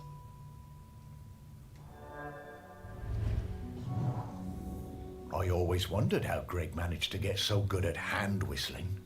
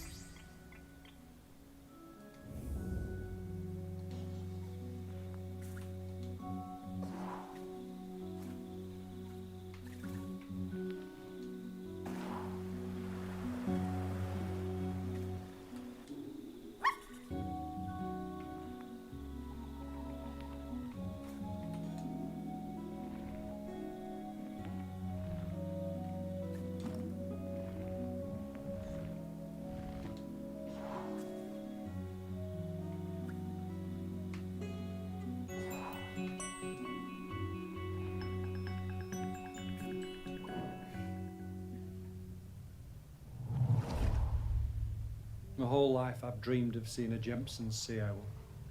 One day, I read the news that a guy on this little island called Shelmerston had discovered one. I had to see it. The only B&B on the island booked up really fast, so I decided to stay at the temporary campsite set up by the guy who discovered the sea owl, Greg Litherland. The atmosphere was amazing. There were twitchers from all over the world come to see it. Greg had given the owl a name, David Abrahams. A bit weird, but I guess he was the one who found it. And because it had no mate, it was lonely, and he'd made a model female owl out of concrete. That's quite impressive. I got to know Greg a bit during my stay. He really seemed to resent all the noise and fuss on the island. His island, as he thought of it. And the irony was that he was the one who'd got everyone excited about coming to Shelmerston. Greg told us he'd take us up in groups to the owl's nest site, but I snuck up early with my camera. It saw me and it flew off hooting and I didn't get a picture. I was gutted. I had to make do with a picture of the model. It wasn't the same.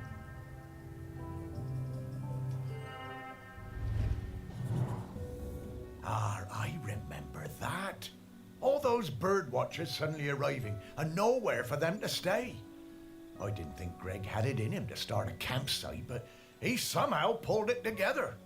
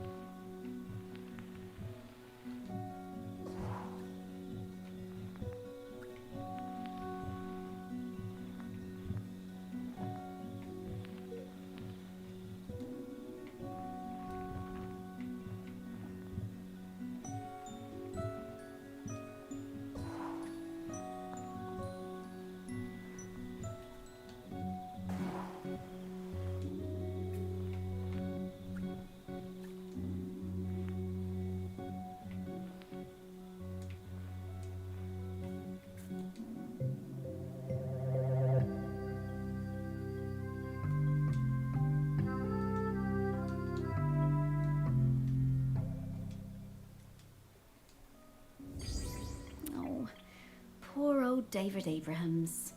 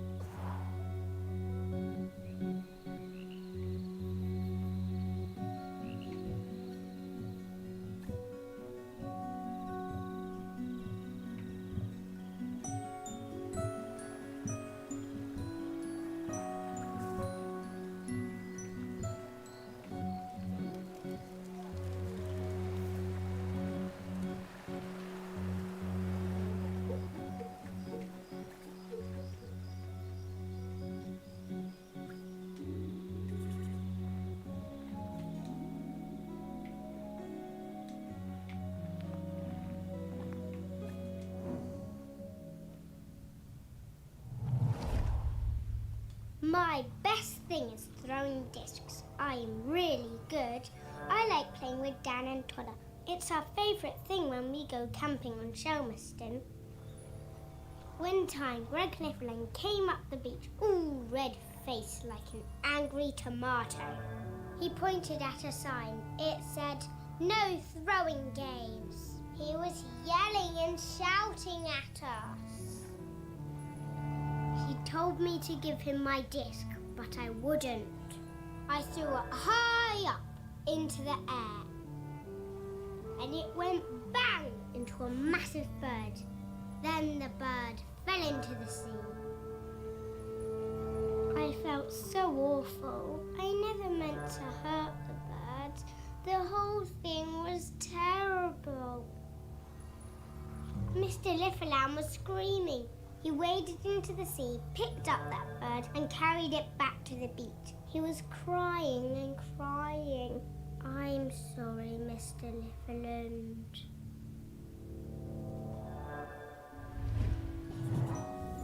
Oh, Greg. Poor guy. Oh, and that poor bird. I guess that explains why he was always so prickly.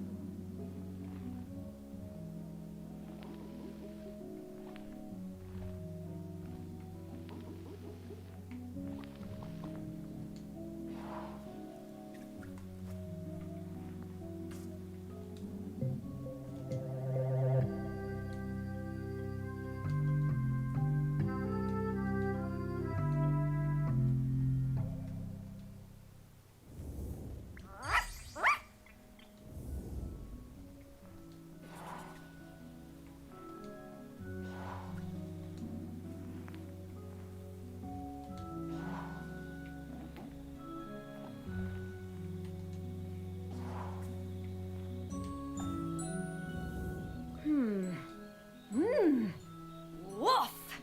Okay, I've got his scent. It was quite faint, but I'm a very good dog. Let's go find...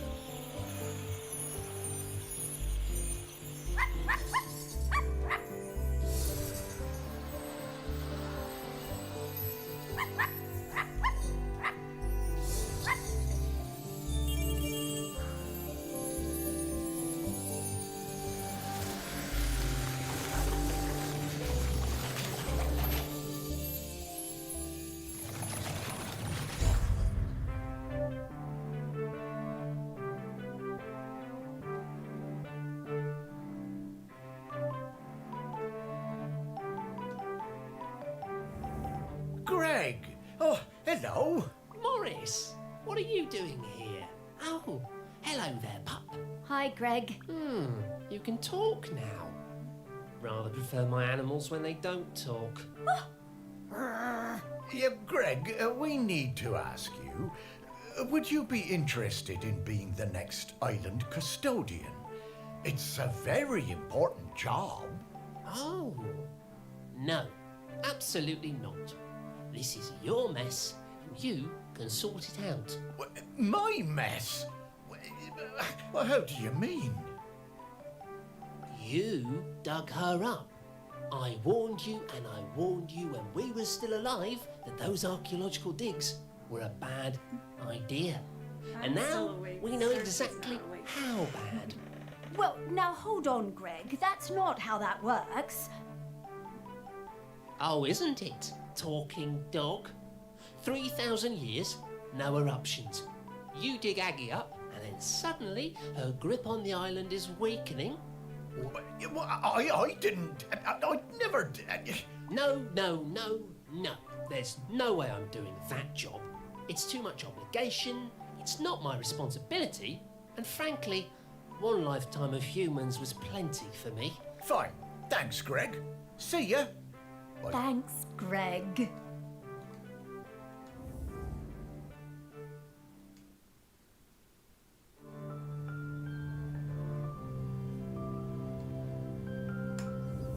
It's not looking good, is it, old girl? Don't worry, Morris. I hate it when you worry. It makes me nervous. He's waiting for David Abrams. I guess I'm like him in that way. The most important person in my life wasn't technically a person, more like an island. Yes, the island. This island. A whole island's worth of people and stories. Not like Greg at all. Everyone loves you. Really? Well, loved me, perhaps, past tense. No, they still do. And there's one more person who loves you we need to talk to. Our last prospect. I just know we're getting close now. Hey, Sparky, how do you know all this stuff? I mean, you're just my dog, aren't you? Well, nobody is just anything, Morris. I'm mostly the dog you raised, but I'm also kind of a messenger, a scout, part of something bigger. Aggie sent me to help guide you. Aggie sent you? No time to explain, Morris. We have to get to the last prospect. Well, however it came to be, I'm glad I get to spend more time with you, old friend. So am I, Morris. Now, off to see Samfire down at the harbour. Ah, Sam. Yeah, lead the way, girl.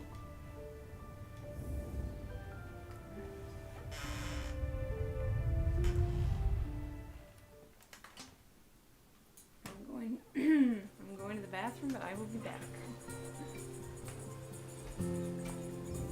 Ah, the harbour. I always loved watching the boats come in and out. Never did get around to expanding the fishing exhibit, did I? You remember coming down here with me? Well, I'd have liked it better if you'd have let me swim. I love your confidence, Sparky.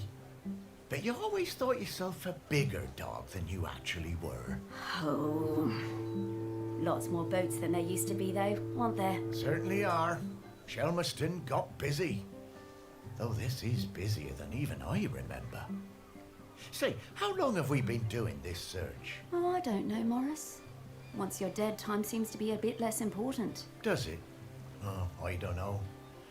I suppose it seems a bit galling that time and everything else keeps moving even though I've stopped. Makes a man feel unimportant. Oh, you're not unimportant, Morris. You're saving the island. And to do that, we better go find some people who remember Samfire. Yes. Yes. Yes, Sam surely understands the feeling of watching everything change.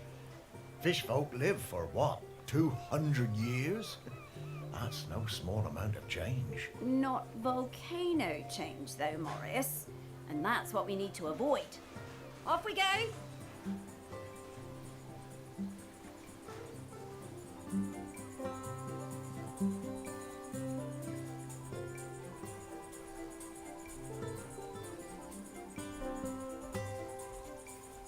He's up.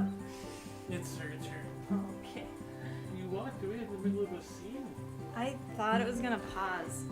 I had to go to the bathroom really badly.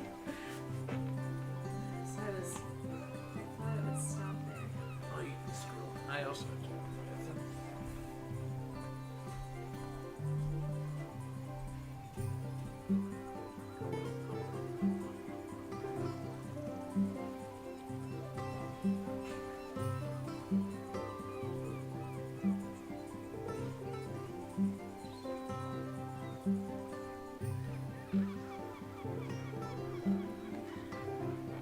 Alright, this is my last person, so I gotta be close to the end of the game.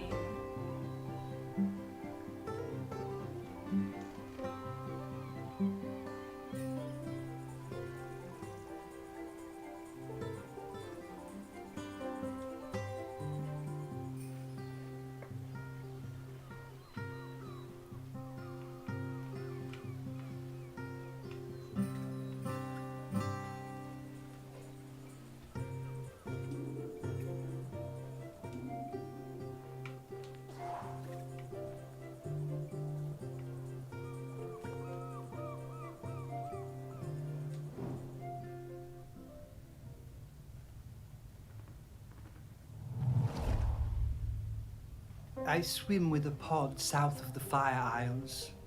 I believe the dry-siders call the larger one Shelmerston. It's where the ceremony happens for the dry-sider who stopped the world from cracking. That's where I first heard talk of toast and where I met the friend called Samfire. I did not believe it at first. A food which snaps so dry. Then one morning at sunup, I followed the ship and caught a blackened slice as it arced into the water. This was the start of my lifelong love of toast. I saw Samfire on the dry side and came up out of the sea to ask them for toast. They asked me to put on some pants. But I refuse to denigrate myself with dry-side fabric. No matter, I had brought some shiny coins with me that I found on the seabed and secreted in my swimming folds. Sam took me to their parents' toast shack, but they refused to serve me without clothes. They also told me that my shiny coins were unsuitable, too old. So Sam lent me some trousers, and I swept the toast shack in return for crispy slices. Sam taught me some of the ways of the dry-siders, but to be honest, I'm only interested in the toast. I never wanted to eat anything else. Sam understood this. Oh my god, look at him. He's looking at it like, He's gonna fuck it. I spend my nights swimming through the black waters of The the lost deepest ocean trenches. By day, I come up onto quayside and fill up on the finest crusted seedy bloomer, almost black, no butter.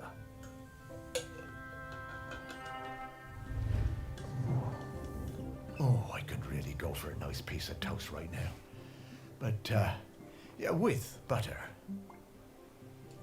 Maybe we should have some toast.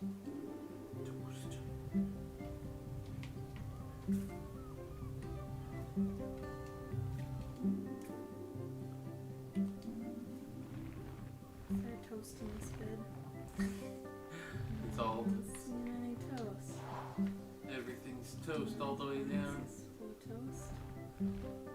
That's sheep shake. Hmm.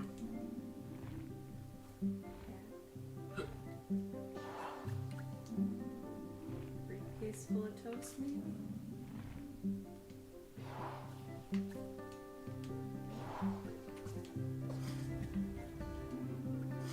guys got any toast?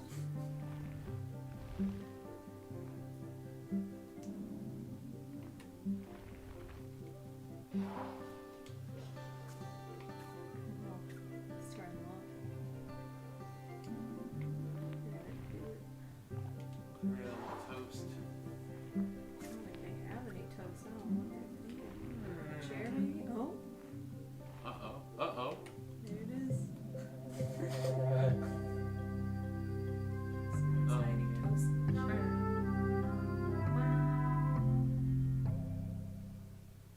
You did it. You It's a found the shame, toast. but it doesn't seem like there's a whole lot of toast on this side. Hmm. Oh, no. You gotta toast it. Done. I got it.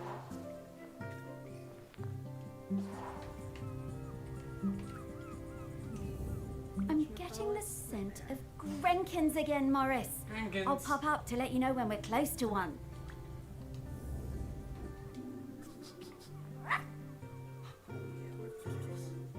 Is that a chair?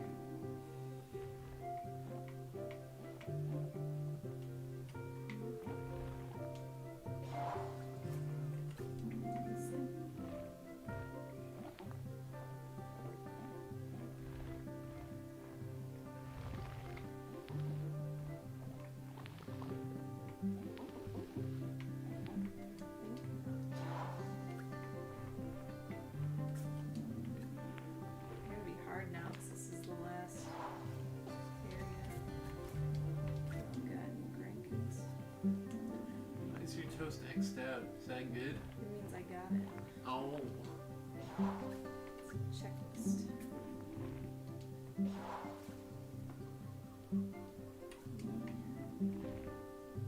Toast. Is this you? Indie games are the best games. Before this, we played the indiest of indie games, a game called Space Funeral, and that game was a trip. Oh, oh, you go back the other way. You had it. Sometimes it says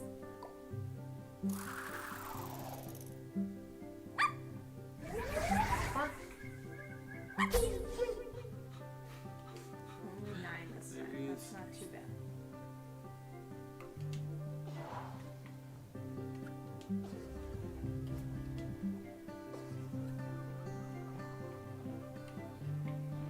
I gotta play Animal Crossing while this is happening. What's up? Because I gotta do it at some time today. So why? Yeah. You wanna make breakfast pizza? Yeah, it's preheating. Oh yeah. You get me. I don't know, because I can't stream it. Or maybe I can. You can on the Switch. Yeah, I guess I can. It's just a pain. You don't have I can.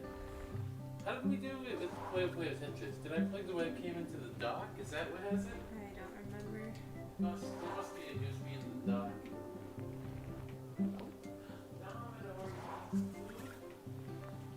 Yeah, I fed her.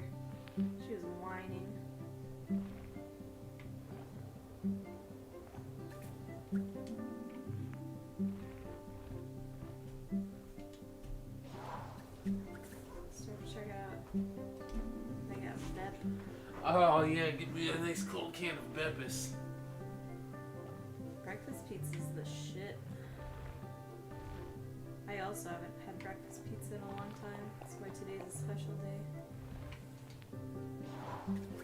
There's a lot of stuff in this room. Is that not the coils in that I machine? don't know. Who's this? Oh, cigarettes foul. Who's this? It's not a coil. It might be, but it doesn't seem like I could zoom in that close. There's so much stuff in this room, though. Tough one.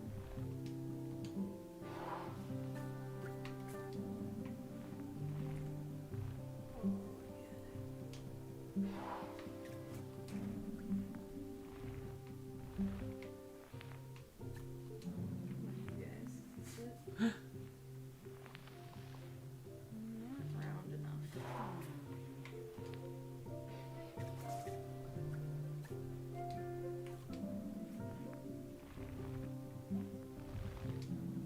This is a hard one. It's all gonna be hard since the last one.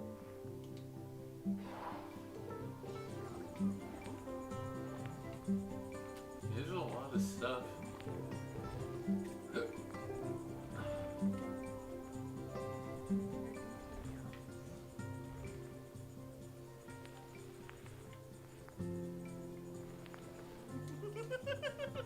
Who's laughing?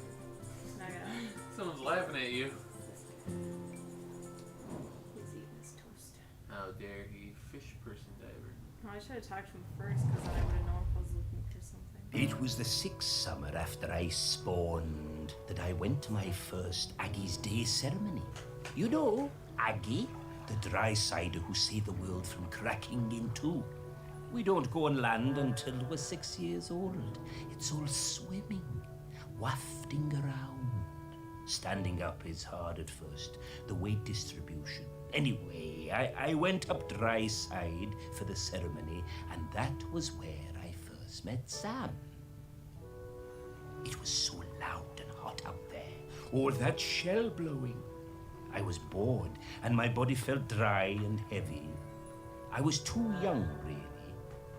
There were souvenir stores selling bracelets with little stones of polished lava. I wanted one so bad I would not shut up about it. Sam saw I was fed up. They took me up the beach, away to the dunes, and Sam gave me a little polished stone of my own to play with. Had a heart of gold, they did. It wasn't until years later that I found out it was a tiny replica of the one Aggie died on. We became good friends. Sam helped a lot. They were always on my side. My pod, we were quite traditional, didn't like us working with the dry siders, but Sam talked me into going for the job as a diver on the new harbour. If it wasn't for them, I don't think I'd have tried.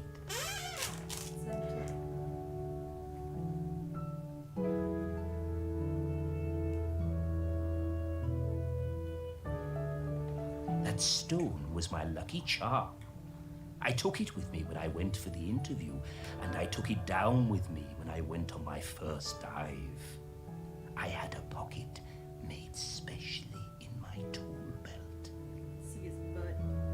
Yeah, cool butt. Sam took me under their fin, invited me out to the Camel, and let me stay with them and Blythe on the ferry if it was a late one. And there were plenty of late ones. Karaoke nights are still my favorites. Every time I feel that lucky stone in my pocket, I think of Sam.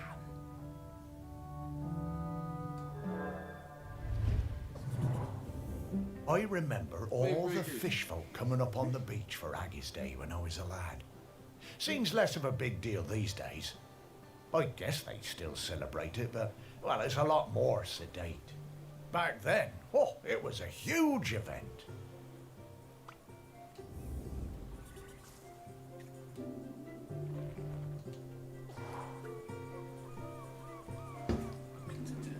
Well, pizza cooking time.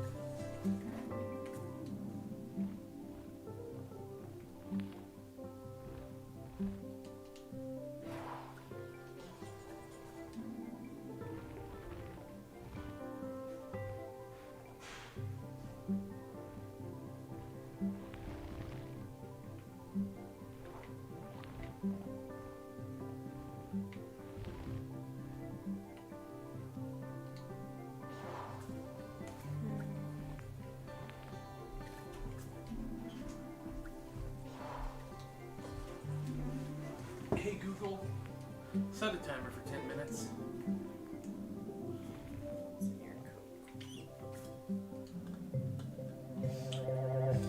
You can get a lucky trinket. You're allowed. You can just pick one. Yeah, it could be anything. Oh, magic stones? I knew humans were superstitious, but I thought the fish folk would be a bit more savvy. Maybe it's actually magic. Dumb.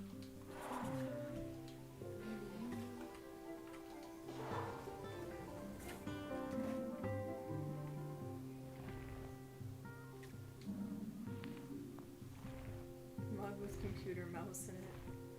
Yeah, that's where that belongs. That's why you gotta lock your locker.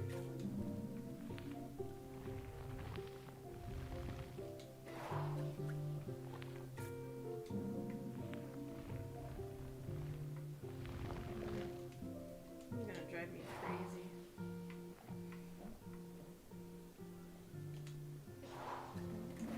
Keep hitting the wrong button too. And this is the shape of it, and not the coral.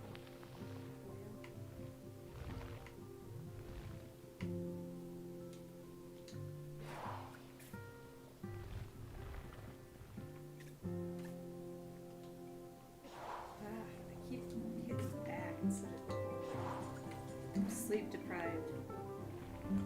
Can't think straight. Makeshift pen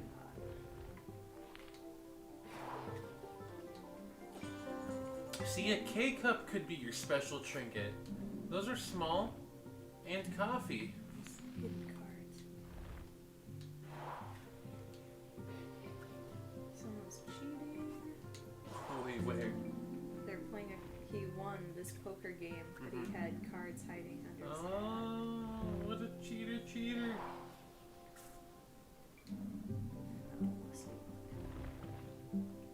There's also a pencil sharpener at the bottom of a cup of tea. This game is so cute. So many just little details. Oh, someone's toast box. Man. Some toast in there. I'm never gonna find it.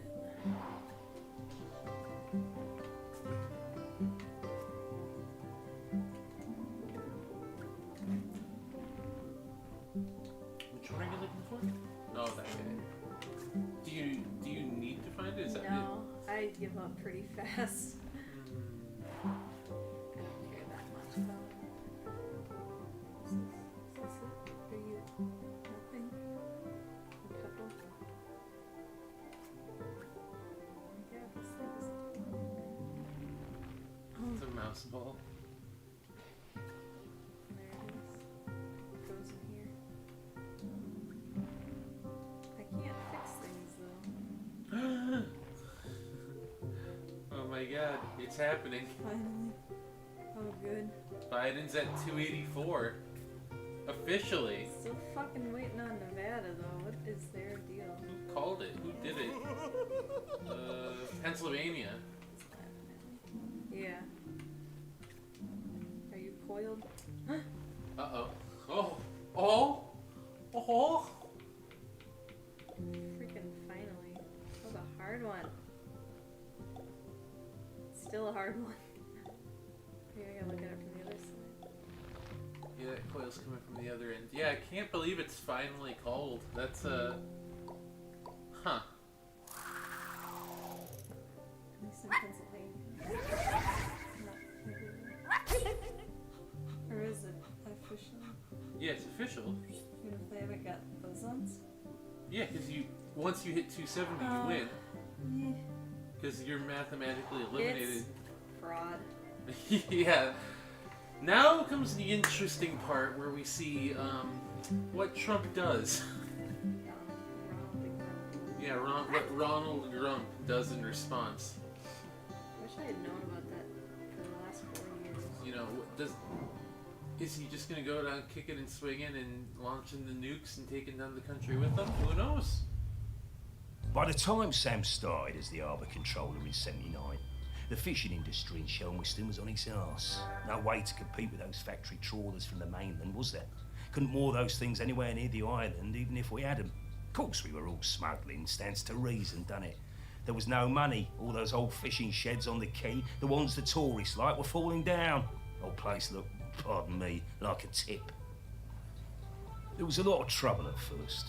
Sam trying to stick by the rules and catch us out any way they could, and us trying any which way to give her the runabout. It wasn't easy, mind you. She was smart, that Sam. You never knew when they were going to pop her head out of the water beside your tub. And to be fair to Sam, some of them smuggling boys were bad uns. Worse stuff than booze on some of them boats, and that's the truth. Probably no bad thing Sam put a stop to it. But in time, Sam started to see how things were, how we do things, and we came to an understanding of sorts. If Sam turned a blind eye to a bit of the decent stuff, the harmless stuff, then we'd report the worst of it. I mean, we all want to keep the seas safe, stands to reason. Plus, Sam was partial to a bottle or two of the sheep shank on occasion. Oh, yeah. Sheep shank is alcohol? Sam was sharp as a gutting knife. They made us hand over some of the, shall we say, dividends to fix up the quay. All them sheds and that. Make them into something we'd be proud of. Turn things around for Shelmerston, that did. Now we get more of those tourists since the big ferry started. And they love a day out on a boat. Ken takes them all out, he does. At the same time, Sam organised a kind of work-sharing thing with the fish folk. Got some of them to swim along with the fishing boats, help them locate the biggest shoals. Gave those big trawlers with all their fancy radar gear a run for their money. We'll never be big players in the fishing down here. But thanks to Sam, we hold our own. Bless him.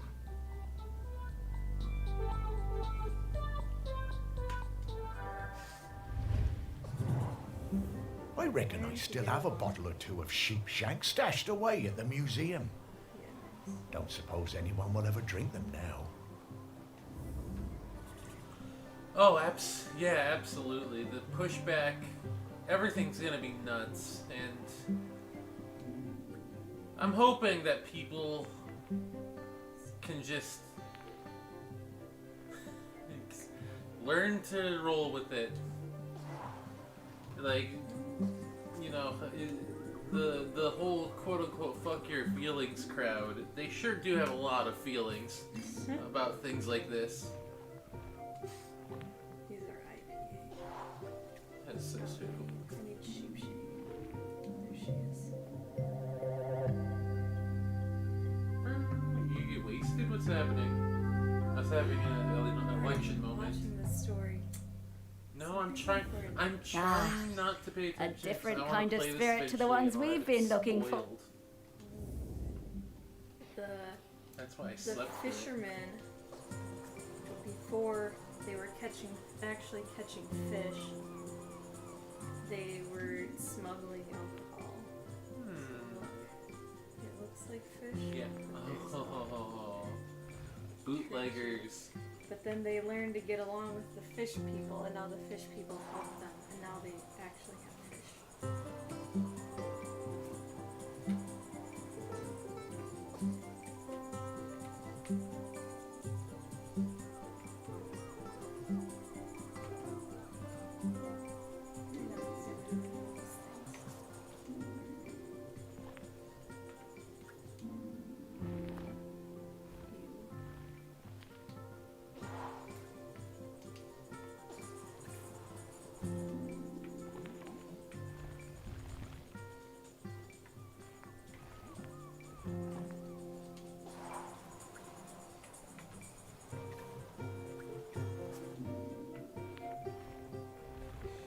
Guess who's not America's sweetheart anymore, Nevada? Wasn't Nevada America's sweetheart? I'm just saying, everyone was looking at Nevada for days. It's because they took too long. Exactly. They missed their chance. Maybe they were nervous. Maybe now they'll just count it real quick because they're like, whew, pressure's off. Yeah. We don't want to be the state that tells, that says it. Oh, that's definitely it. Yeah. That's a fish. It kind of looks like a fish. It's a fat fish. He goes. He does. Look at him. He's a lager keg. It's not funny. It's a little. There are 5 people watching my pizza.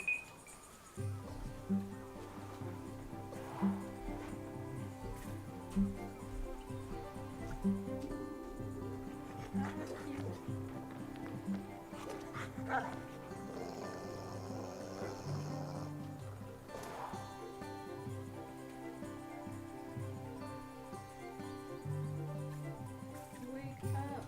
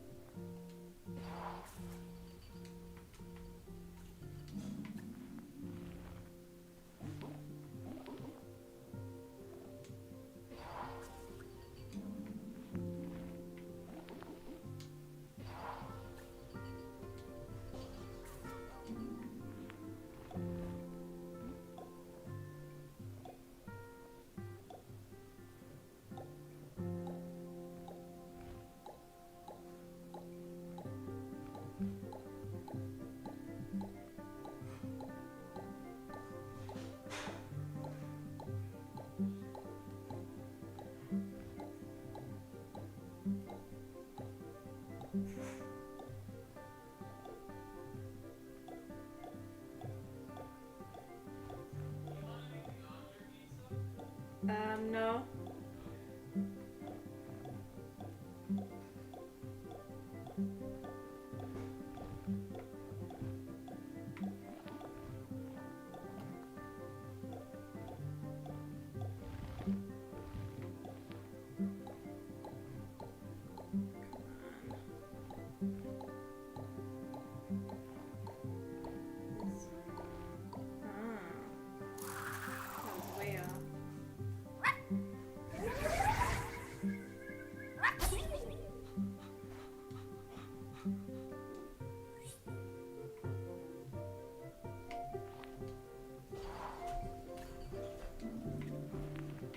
Guy's back.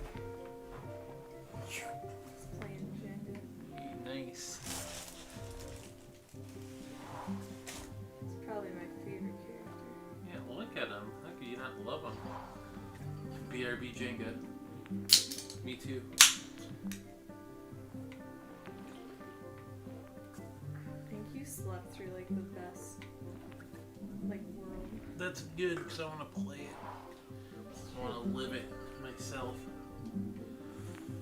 It's good too. I was exhausted. It was a good time to get a little nap in.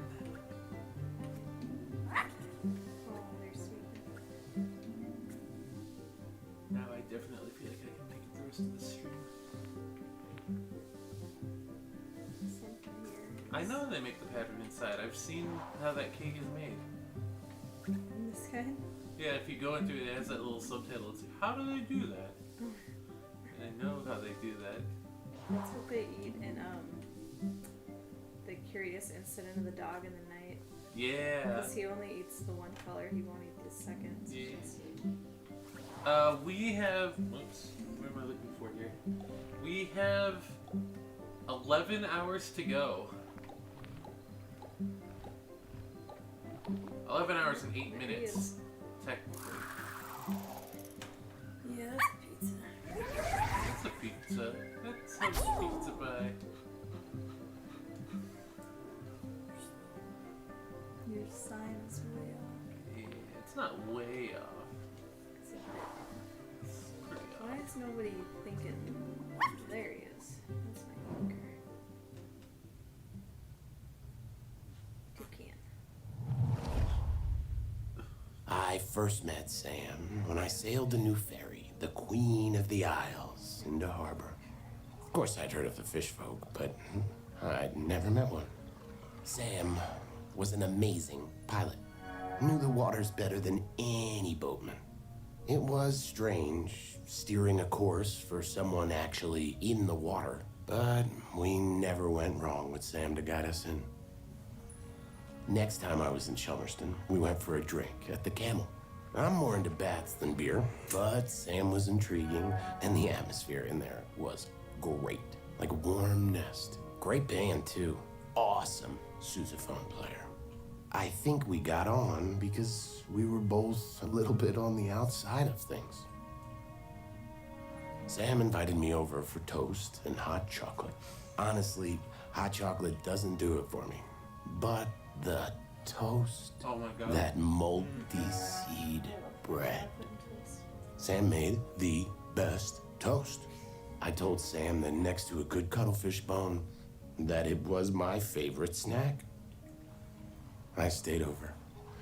In the morning, we went for a walk along the beach. And just as the sun was rising, I took them flying on my back. We went up and looked down over the islands. Sam wasn't scared at all. They said it was like swimming through the air. It was on the next trip to Chelmerston. We just sighted land when Sam's head popped out of the water right beside my berth and passed me a fresh cuttlefish bone, carved especially for me. When we moved in together, it was the best day of my whole life. I put that cuttlefish bone on my bedside table within big reach. I still look at it every We're gonna day, steal it. every single day. Sad. Is that what you're doing? You're stealing things? I thought you were dead.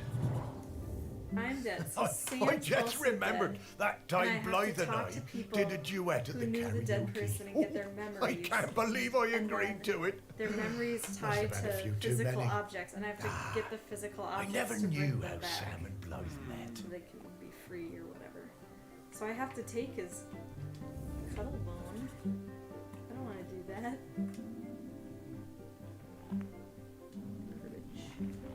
I'll tell you what you should take. It's this pizza. This is good. I want to, but it's spicy. Get there. Good old sausage scramble. What should they say? So I say.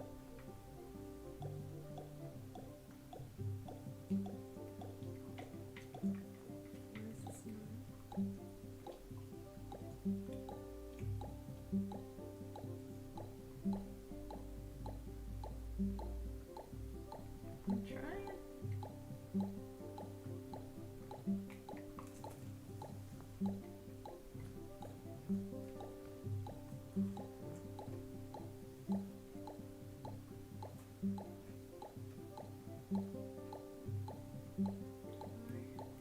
You gotta put them closer together. I don't know. There you go. Oh, it's too zoomed in. Ah, I was way off. Okay. Keep it. The logo. Yeah. Oh, that didn't work. You know? Ah. Oh yeah, it's damn good. It's a damn good pizza.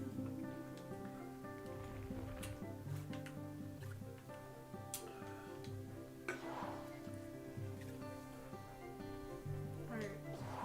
Where's your bed?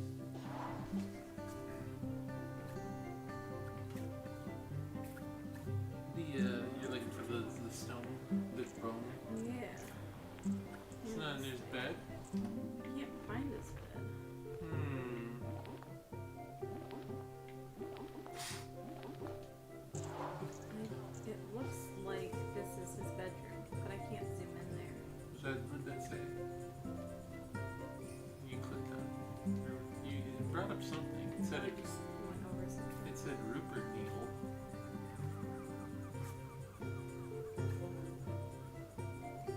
You can't get on that blue thing and Just a guy, just sleeping. you can't zoom in on him? No. Oh, okay. Sometimes there's stuff like that. It's just little details. Killing me. Oh, I didn't look at these guys closely. Maybe I steal his cuttlefish. I'll forgive you.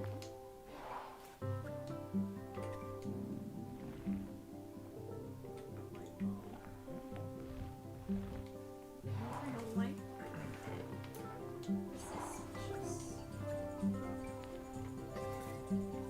I've never looked at everything. Oh no. Oh no, but oh yeah.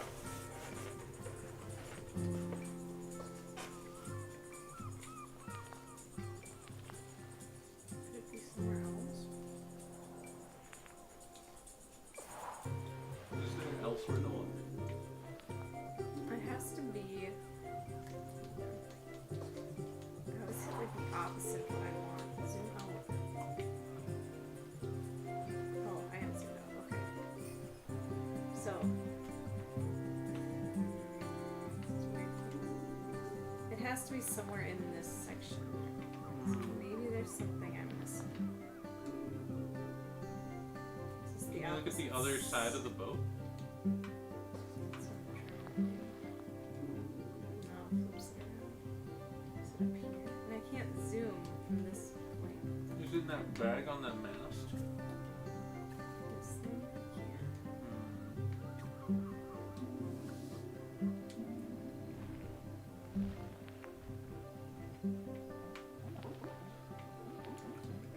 Oh, it's right here. What the hell? Hiding in plain sight.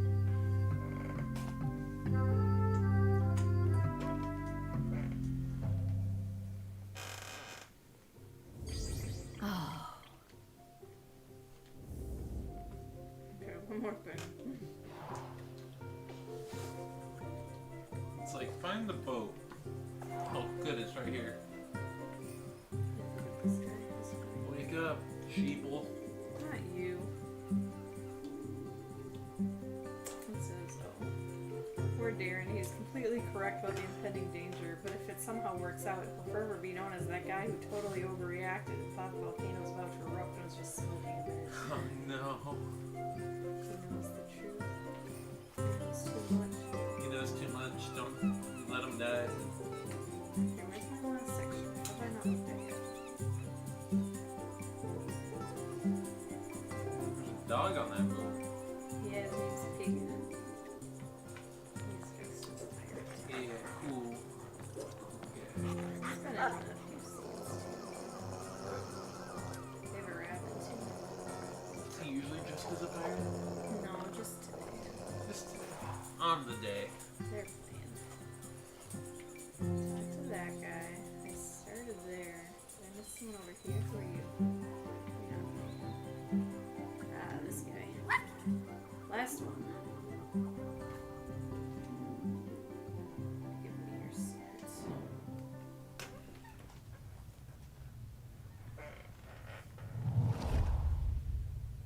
When I was a kid, I hated the annual Morlow call. I was kept away and found excuses not to be there. Then, age 10, my dad marched me down to the beach with other men and put a knife in my hand. It was the worst day of my life. How? I saw Morlow slit from jaw to belly, more blood than you could imagine. I didn't sleep for months after. But you grow up, don't you? I never felt it right that we was killing Morlows, but what could I do about it? I was just a fisherman. One day I see Samfire, the new harbour officer, handing out leaflets on the quayside. Stop that, Col. I went along to that first meeting at the campsite. Greg Litherland was one of the other organisers. It was beautiful. So much hope around that campfire. When I spoke about the pain of the Morlow, it really felt like the young uns were listening. Me, Sam and Greg held regular events to raise funds for badges and patches. I was proud to wear mine on my best Gansey. Gansey, huh? There was quite a rift between us and the old guard. They felt the ban was an attack on our ways. Sam and me took a load of the fishermen out for a beer, and Sam made them listen. They really respected Sam. We got most of them on our side that way. By 87, we finally felt like we had enough support to push for change. So the week before the Morlow showed up, we organised a mass dying on the beach. There were loads of us lying down on that sand, islanders, fishermen, fish folk all together. And the press showed up, and the mainland TV, and for the first time in 500 years, we stopped that cull.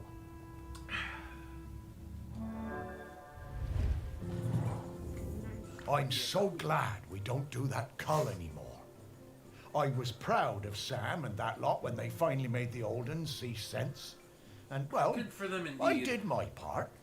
Held a lot of those They early made change. meetings at the museum, we did.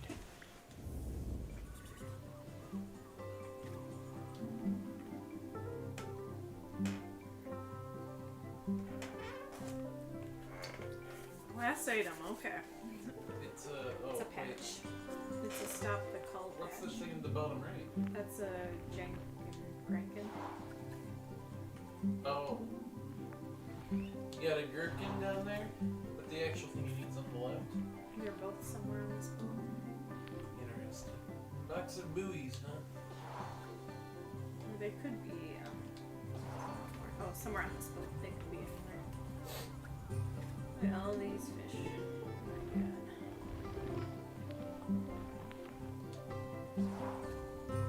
Look at all these burgers. Is that it? Is that what I'm looking for? Yeah, it's a burger, alright. How far can I go?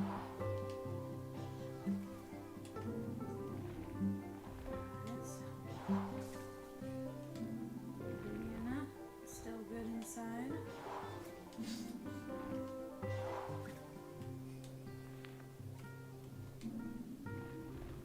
Single pickle.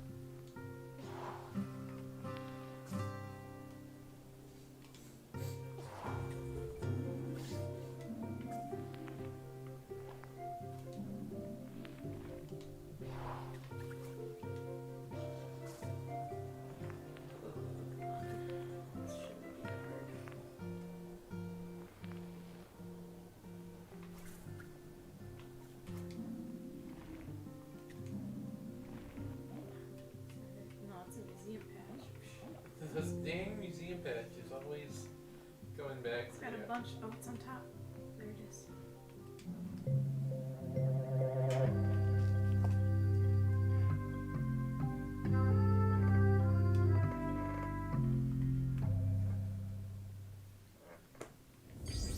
Oh, I love Morlows. Save the Morlow. Alright. I don't care about the drinking. Oof. Sam, this is an easy scent profile. I'm coming, Sam.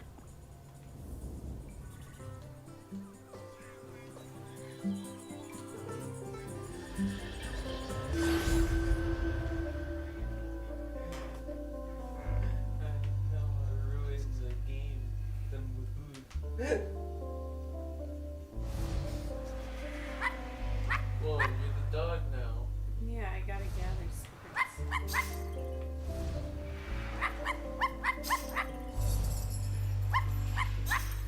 More than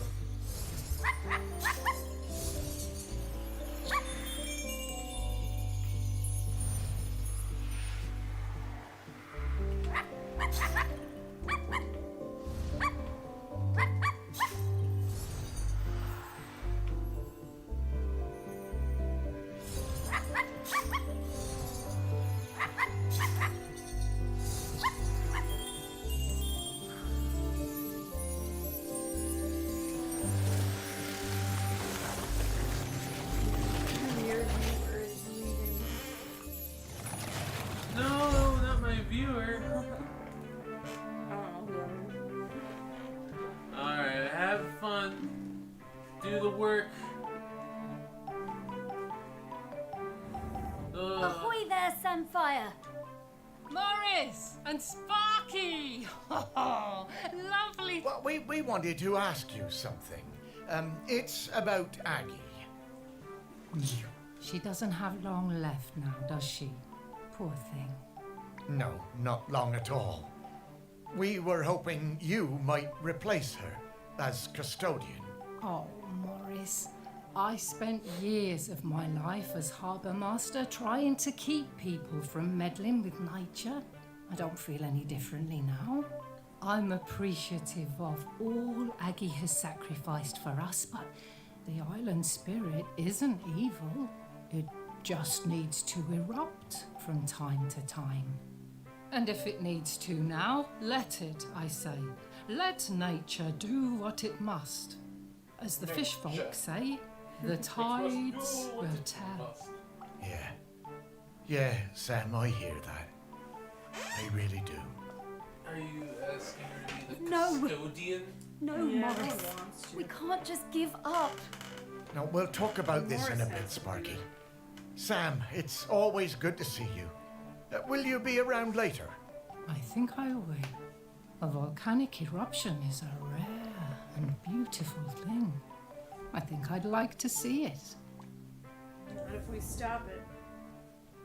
Alright, I wonder what comes next.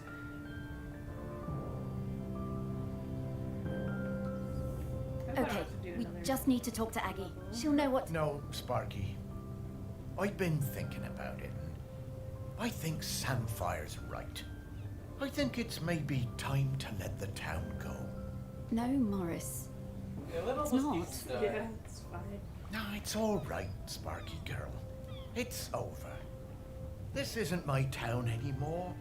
The only ones around here who remember me are ghosts. That's not true. No, it is. But that's all right. Truly it is. Everything for a season and all that. And I miss the people I knew. The people who've moved on. I want to see them again. I think I will take Pete No-Chop on his offer and head into the west with him. Shelmerston doesn't need Morris Lupton any longer. Morris Lupton, you will not give up. You have been granted a precious responsibility and you will honor it. Sparky? I'm sorry about that. Remember when I told you I was mostly Sparky? I am, but mostly. Then what else are you? I am the rock that you stand on. The wood you people built this town from. The magma bubbling beneath your feet. I am Shelmerston. And right now, I want to erupt. Whoa. That's way too But soon. I Yeah, I don't have feel also like that. made connections to the things that live here. Connections I want to keep alive. I need you, Morris. Right. Your dog. I told you it's gonna fuck Well, your dog. Well, she's mostly a dog. But she's And mostly the spirit. I'm still your Sparky. And I need you, Morris. Oh, Sparky. This is way too soon. I know you feel forgotten. I know you want to move on. I do This isn't too, okay. but I Good thing all our can't until viewers I tuned wrap up out. this last bit of unfinished business. Will you try one last avenue with me? All right, Sparky. One last try. Aggie. Aggie? But where is she? I mean, she's everywhere, isn't she? She is, but I can sniff her out. I just need some mementos. But where would we find mementos from back then? Back to your museum, Morris. Sick. Let's do it. This game is gonna take forever. You already did the last part. That's what I thought, but now I gotta go sniff out the museum. This is the boss battle. Ah, well, it's reopened. Well, I suppose that's good. You need to keep up the footfall. Everything has to move on. Yes, but, you know, it is still your museum, Morris. It wouldn't be here without you. It was never my museum, Sparky. It was Shelmerston's. Ah, come with me, Morris. Oh, okay, Sparky. How long have you been playing? Since like 8 a.m. How long to beat says it takes about 3.5 hours to beat this game. Probably close. I mean, is that getting all the stuff? No, main plus extra is 5 hours, and completionist is 7 hours. So somewhere in the middle of that. Who's this bitch?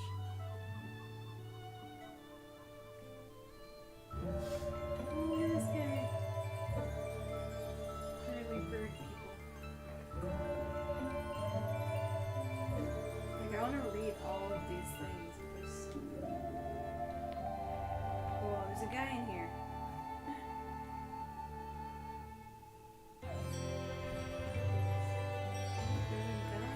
Whoa! He's from the dining bell. He's a tourist. He's enjoying.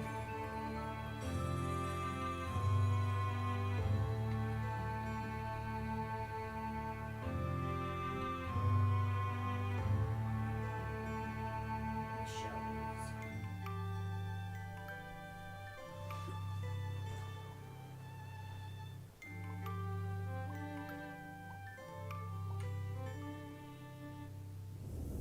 Well, don't suppose I'll ever look at Aggie's room the same way again, will I? Morris, take a look at those skulls, please. The skulls?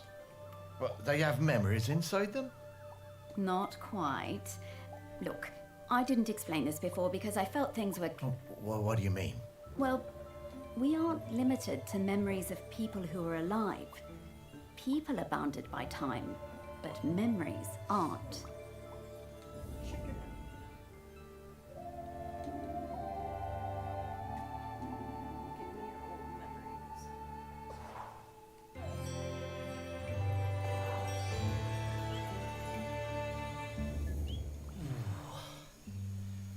Oh, I didn't think dead stomachs could get queasy, but here we are. Where are we, Sparky? When are we, Morris? This is Shelmerston in Aggie's time. Yeah, no, time travel. You are some dog, Sparky.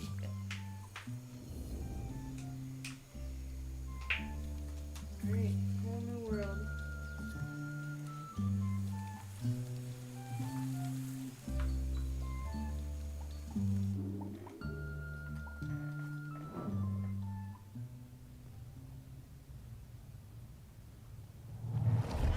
Whoa. It was the worst night in the world when Aggie was born.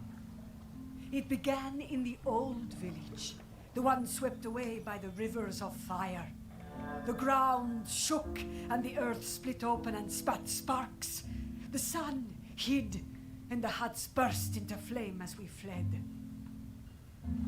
I thought we would all die, everyone washed in the burning orange death, and Aggie's mother howling with the pain of the child coming. We made it as far as the cliff top by the sea. The mountain was still roaring and roaring. The rock ran in rivers toward the sea. The air smelled of death and poison. But Aggie was perfect. Small and angry, her tiny fists pummeling the air.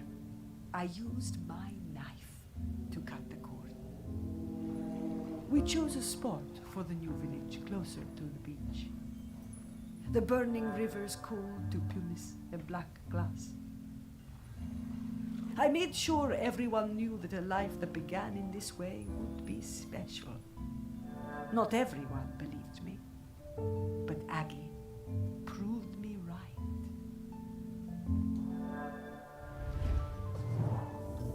My goodness. Giving birth like that must have been awful. What a terrifying situation. So, where do you think that knife is? Should we look around here or? No, I'm pretty sure I've seen that knife before. Back at the... Okay, Morris, let's go. Go back to the museum. I just came from there. The prehistoric museum. I gotta find the knife.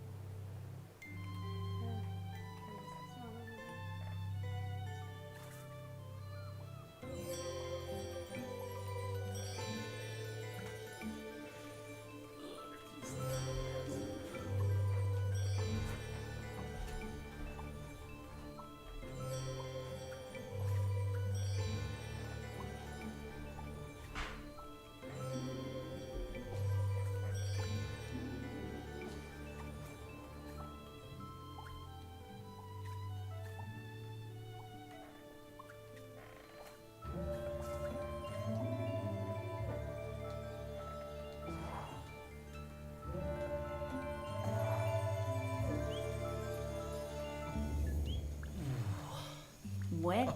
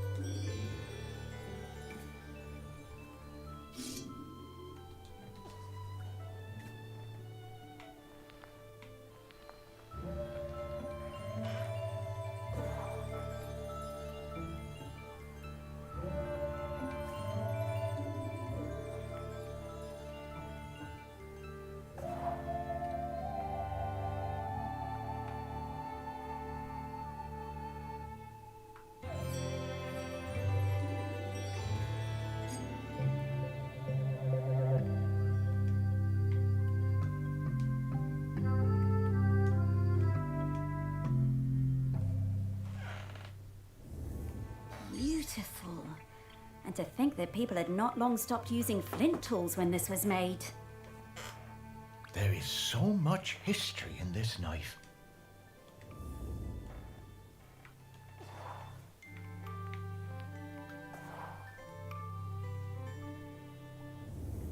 I'm getting the scent of Grenkins again, Morris.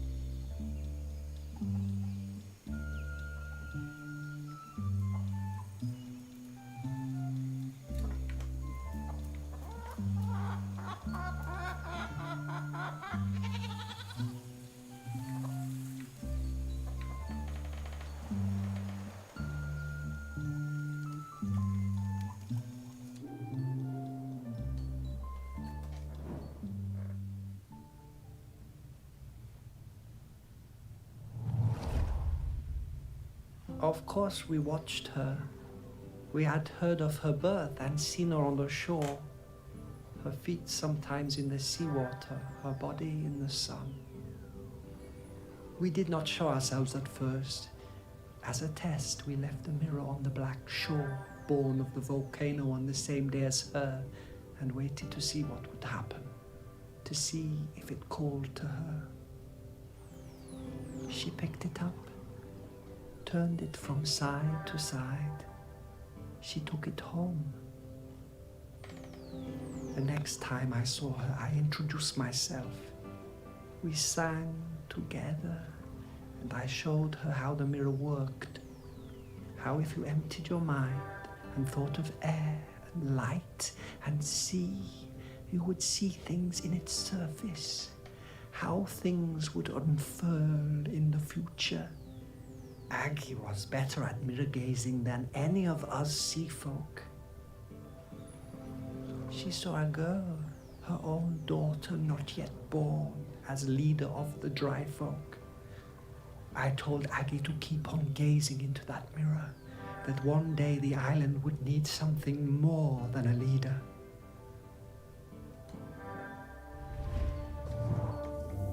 Oh, I had a box of rocks that looked like that mirror somewhere. Starf, where did you go? Oh.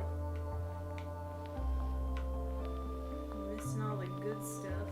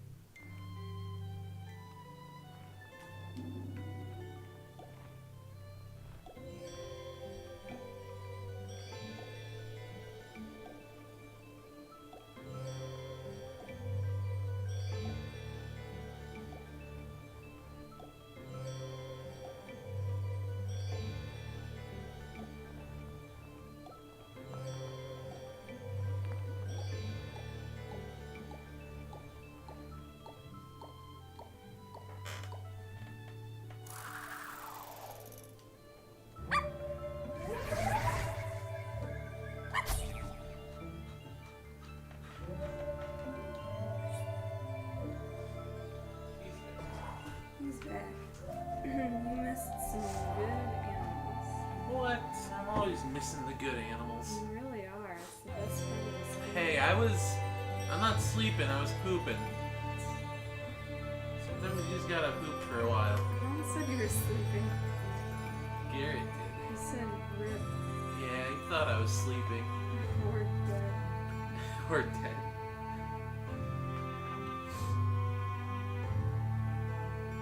I'm so close to the end. Yeah, better wrap it up now. Save it for later. This would have been better if I had played it in chunks. What do you No, you're a trout.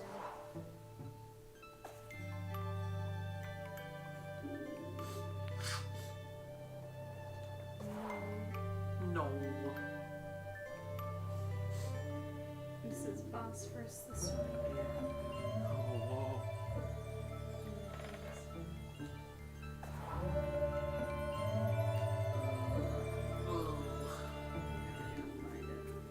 Find what?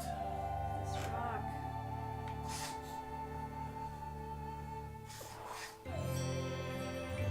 Are you sure it's not a whole rock and you're looking for like half of it, you know? I don't know.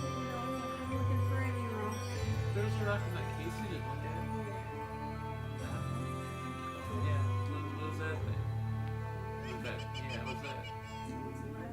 It's a lens. What happens if you go half in on it? No.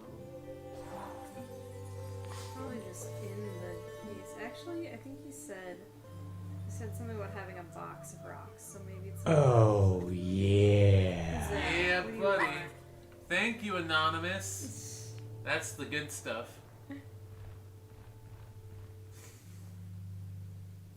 Hell yeah. That gets me going in the morning. How do I zoom in? Yeah, nice. Whatever. Okay, a box somewhere. Is it that? Right on the desk? That rock? This rock? Maybe. No. Maybe inside?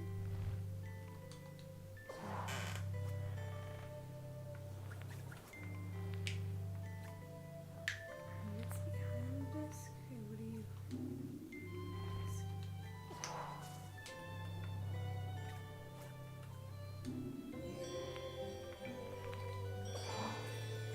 I just need to finish this game.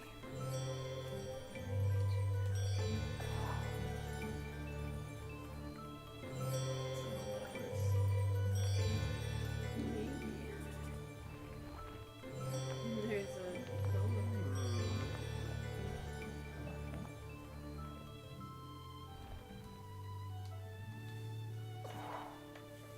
that's not a walrus, it's a moral. Domino, what are you doing out there?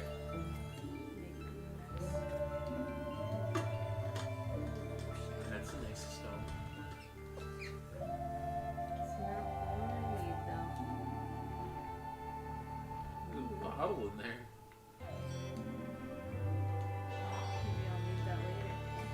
Maybe it's there. Is it in her hair?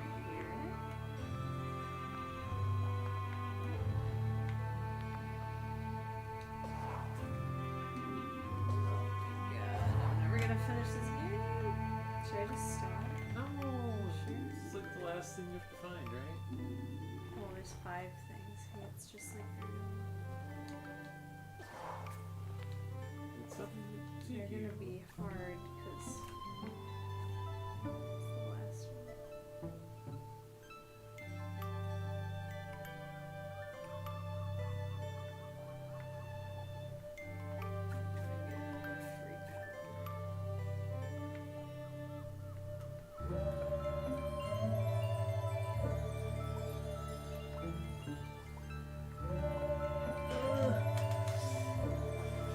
I'm gonna scare all your viewers away. Not my viewers. There's so many of them.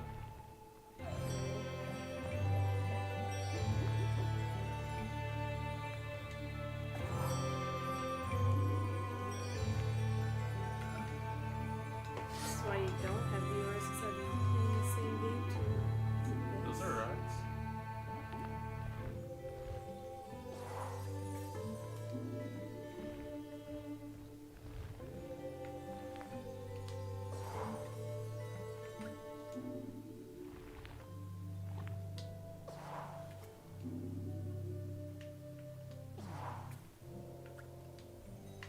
Is it this?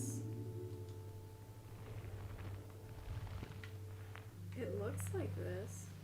It does look like that. Can you flip it like upwards? Turn it upside down? Pretty sure this is like exactly what I'm looking for. Yeah, where's the other half of it? Look it up for me. Is it inside Voss first? Oh, you can actually see him. There he is. He's got the chroma eyes, whatever. Look it up for me. I feel like that has to be it. Made from solidified lava. This is over 2,000 years old. That makes sense. Give it to me.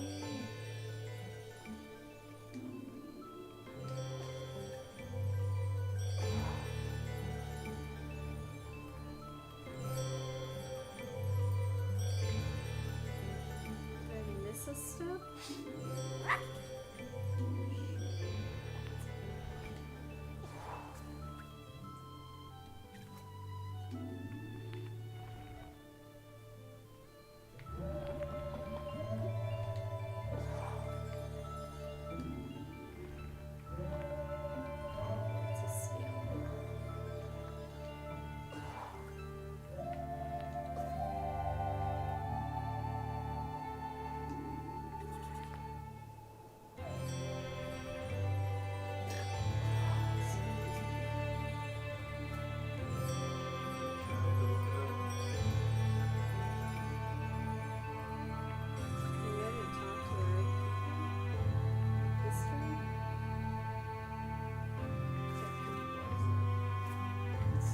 obsidian mirror, right? Yeah. That's it. Give it to me.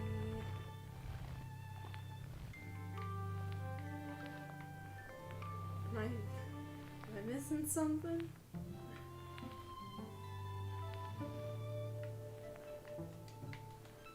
Did you go do that skull with the bubbles? Is it? That's what told me to do the mirror. I'll do it again. Then you can see the ants.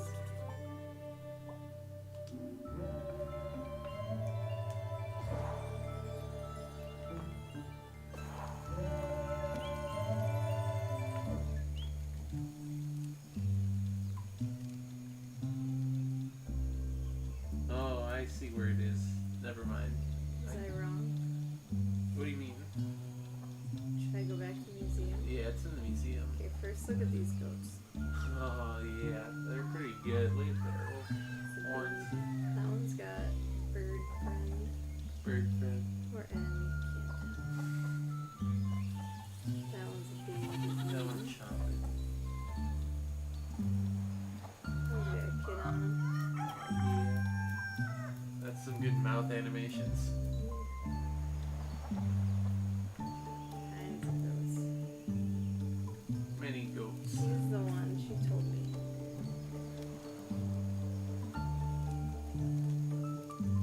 So, should I go back to the museum? Yeah. It's not the obsidian? No. Give me a hint.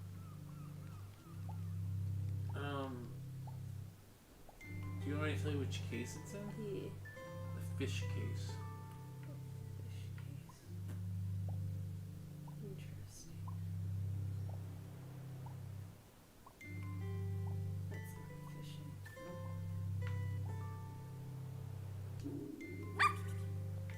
So that's a dab. Not bad. I know that. Oh, There he is. into a whiskey bottle.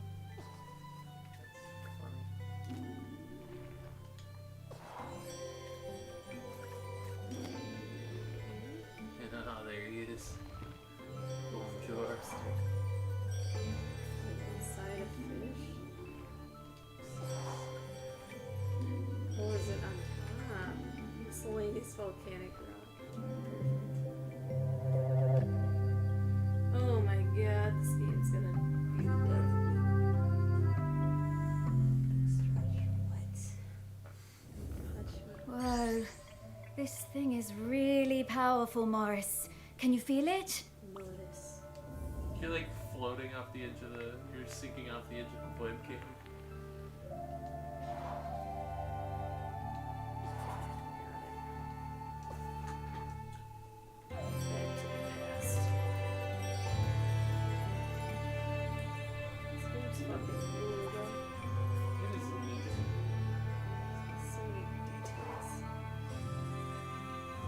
So much to find. So much to do, so much to see. So it's wrong with looking in a skull.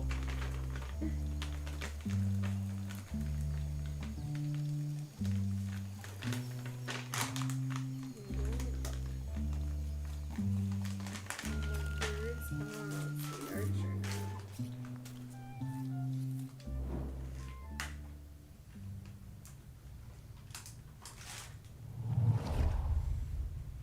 I was always fearless.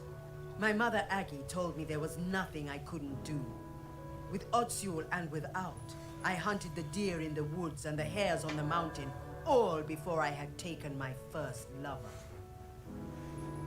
And younger still, one time Aggie had me knock her tooth out when she was in terrible pain. I didn't mind even when the blood poured out. It was easy for me. You couldn't pull it out, you had to hit it with a rock. Spears and knives were my nature. Death and courage were my meat and drink. I knew about Aggie's mirror, of course, but did not believe all of it. When Aggie warned us the Mauler was sick and there would be fewer calves for the following years, none of us listened. It was to be my first cull. I wanted their blood. It was my nature. We would not take less of the Morlo just because an old woman told us to. She came to the beach after the Morlo slaughter, her hair wild, eyes burning with fury, raged and shouted like a woman out of her mind. We had killed too many, she said. Then she left the village, told us she was done with all of us, forever. As Otziul marked me with oil and blood, I did not mourn my mother leaving. I was young and foolish, and the sight of her ashamed me. But of course, I did not see what was to come.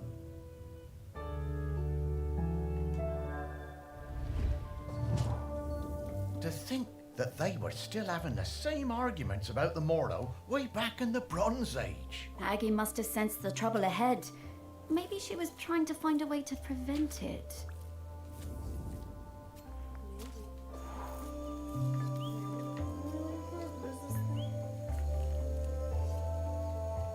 Interesting.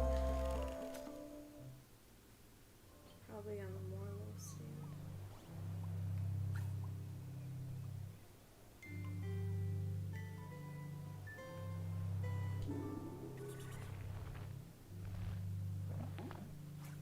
This. I mean, that looks like it. Come on, give it to me. It's just right there. This one? That was so much easier than the rock.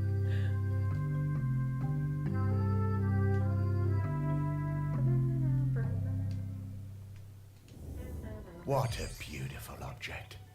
Delighted to have it in our museum.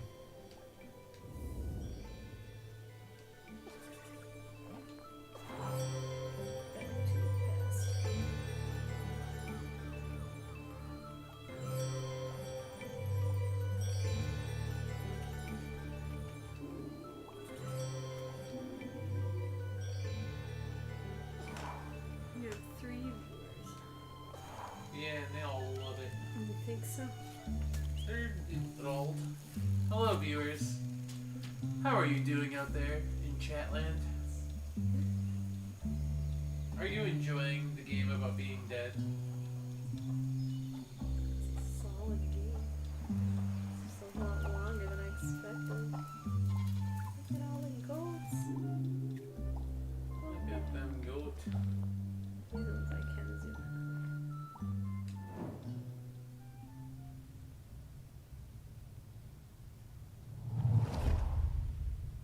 She was alone, and I would bring her food sometimes, samphire and sea urchins. She would make dry food and we would eat it together. Textures unlike any we knew that broke apart in your hands and in your mouth. We would sing together, make tea together. We became her family. The dry folk left her alone. She had a companion for a few seasons, a hind who came down from the mountain and slept at her fire. And then, for a few more, a golden hair that ate from her hand. One night we all felt it. Those of us in the water and those above. The island waking, rumbling, alive again, more furious than before. I found Aggie awake, tending her fire, unsleeping, unresting, staring into her mirror. She told me she'd seen the island sinking into orange fire and boiling sea, lost forever above and below. The village and our town in the sea caves, all gone. Aggie went to the shore and blew the sinistral shell, calling our people up from the water. Aggie sang for them, the oldest song, and we spoke for some time. That night, the sea and sky was all the same color, a deep grey blue like a mackerel's back without the glitter. As the dawn approached, Aggie left the beach to return to her people, to tell them what must be done. Didn't listen because they're bitches. I'm not sure. I want to see what happens next. We have to, Morris.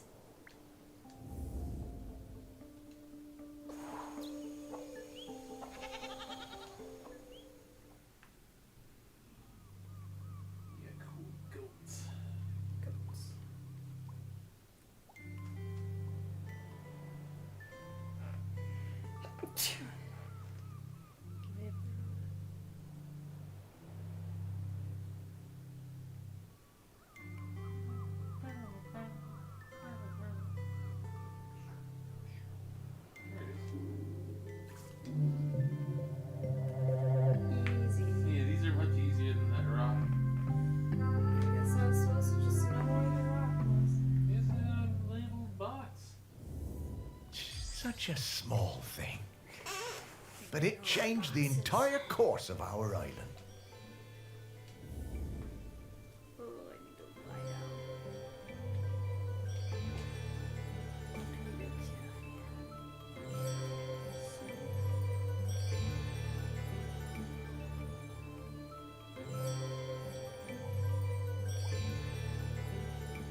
Last one, come on.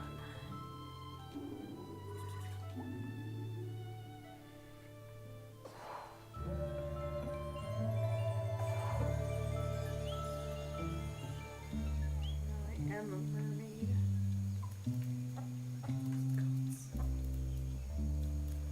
I think they're like getting more tame each time period. Yeah, they're getting penned in.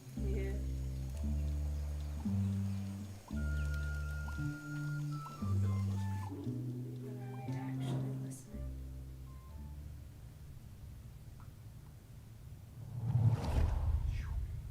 We heard the shell and knew Aggie had returned. Ibni was the leader then.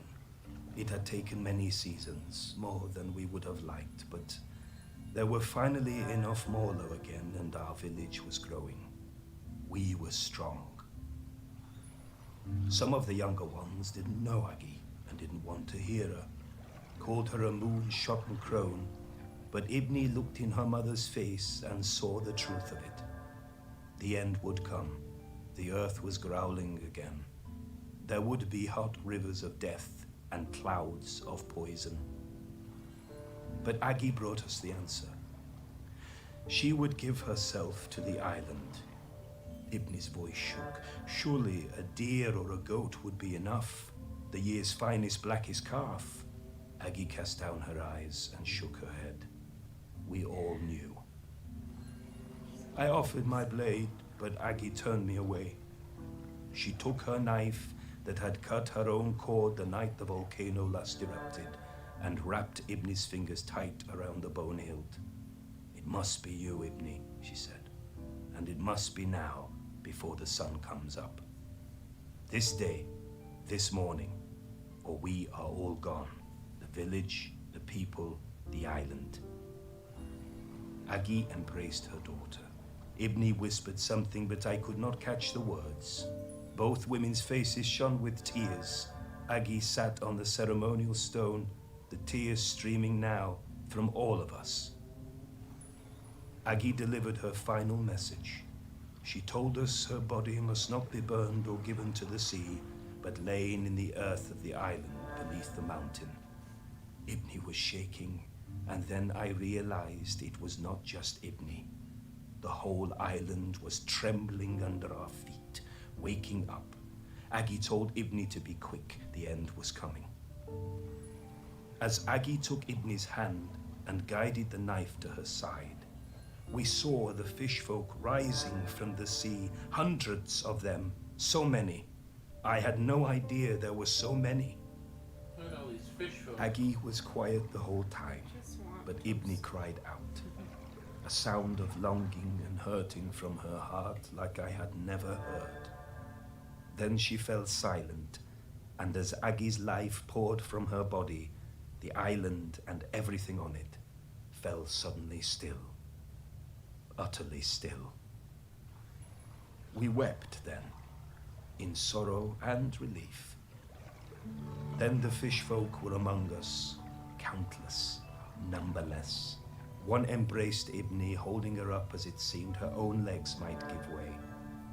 When the sun came up that day, land and sea folk stood together for the first time, talking and singing the old songs, Aggie's songs, together. Ibni and the fish folk took Aggie up to the mountain. They laid her in the peat alongside the knife and all the things she would need on her journey. Ibni watched over Aggie for days afterwards.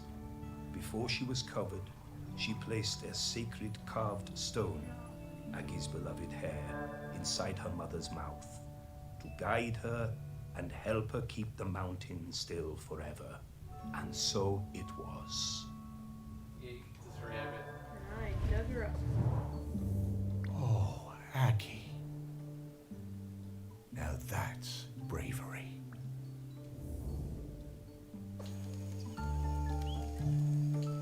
Yeah, find that rabbit. It's probably still in her mouth. Probably.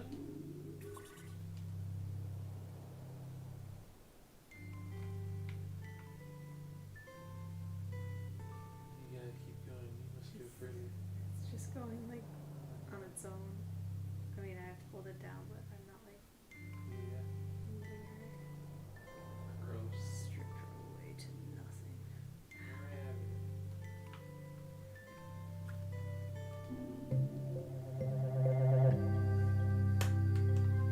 I've done it. I've saved 5 of them. Hey, Sparky, it feels a bit, well, disrespectful looking inside Aggie's body like that. You were the one who dug her up and put her on a plinth, Morris. But I... Relax, Morris. This body isn't Aggie anymore. She's long past needing this old thing. Well, all right then. Yeah, who needs a body? Who needs a cartier? I've done it. Whoa. Fill her up. Okay, Morris. I'll level with you. We absolutely didn't need to find Aggie's mementos in order for me to sniff her out. She's here, and waiting for you. She has been this whole time. But then, why did we need to visit the Bronze Age? Aggie thought it was important for you to see those memories, so you would understand her path before you met her. But also, wasn't it cool? That it was. The things I've seen now. Oh, Sparky, thank you so much. To think, for a while there, I was worried that being dead was gonna be boring. You are very welcome, Morris. Okay, so, shall we go say hello to Aggie? Yes. Well, He's in love with Aggie. remember when she was like, I'm going to erupt? She wants to. That's even worse. And then he was like, oh, Sparky. Yeah, it's a complicated relationship. Morris, Sparky, it's so good to see you both. Hey, Aggie. Wait, you know me? Of course I do. Morris Lupton, one of the best loved men in the history of Shelmerston, with the very finest dog. Me? Oh, I don't know. Come now, let's go out of this place, into the air.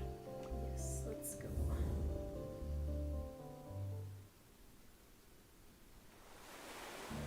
The one part of Shelmerston that looks just the same as the first day I saw it. I suppose it always will. I love this beach. It's always been my favorite beach. I'm gonna go run. Yeah, nice. Aggie, look at Sparky. She's shining. Sparkly. Yeah. That's the hope and the joy shining out of her. That's it, isn't it?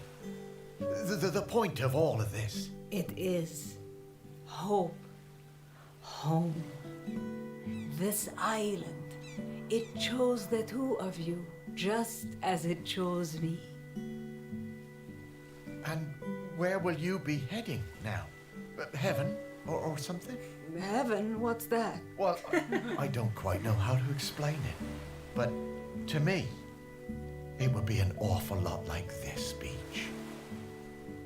I don't know where I'm going, but I'm hoping to see Ibni, my daughter. It's been a very long time, but I remember her.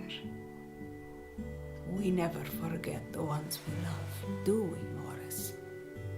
No, I don't suppose we do. I think she wants something, Morris. Huh.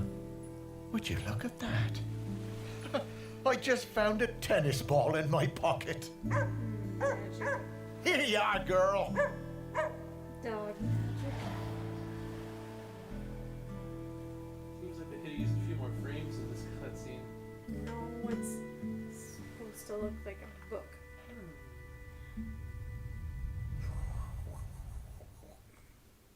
I'm a hero. Hero. I'm a custodian. Custodian. I saved the island. She did it. Yay. I'm dead.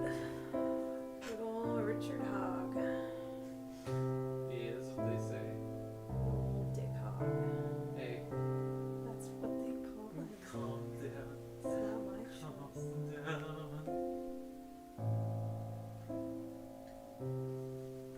It's your turn to sit in the chair.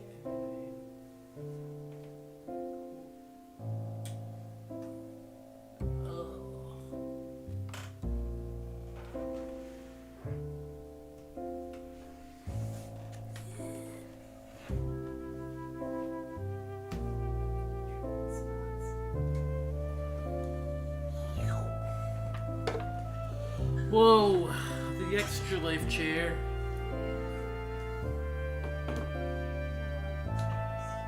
Here she goes. It was a lot longer than I expected.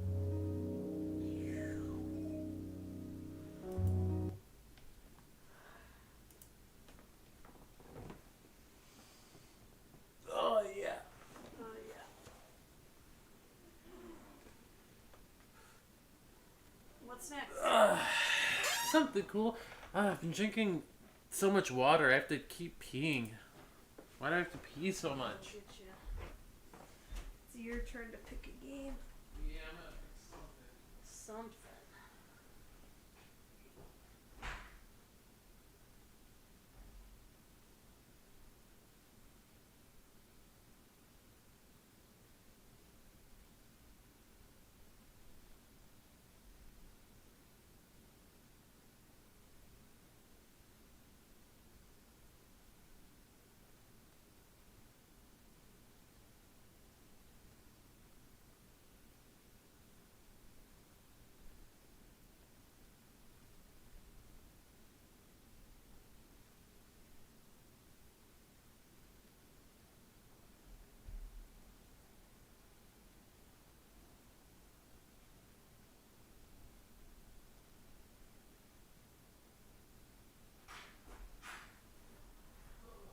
Hello, Domino.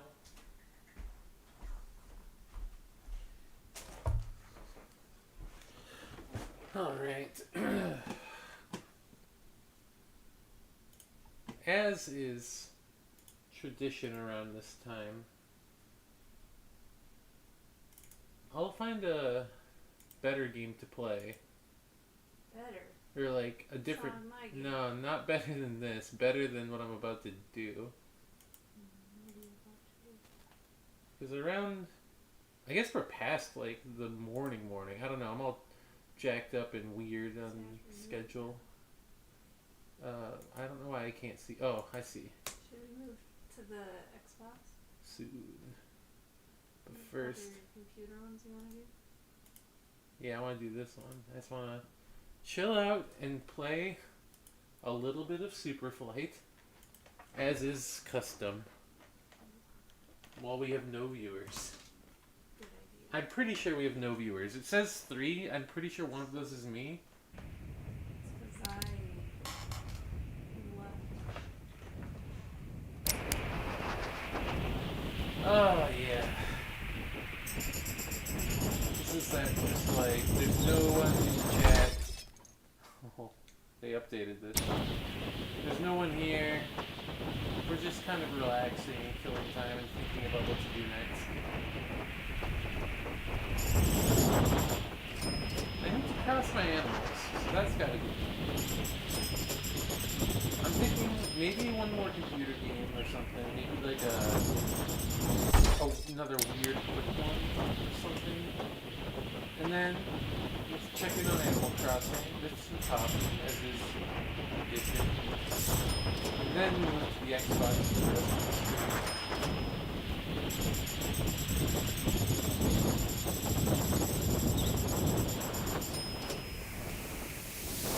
Right now, I just want to, relax with a Super Flight, as it were.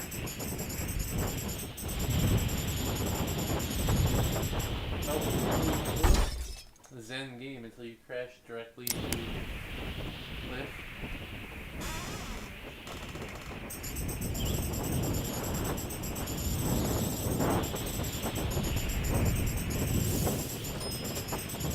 And if you're in the chat, say hello.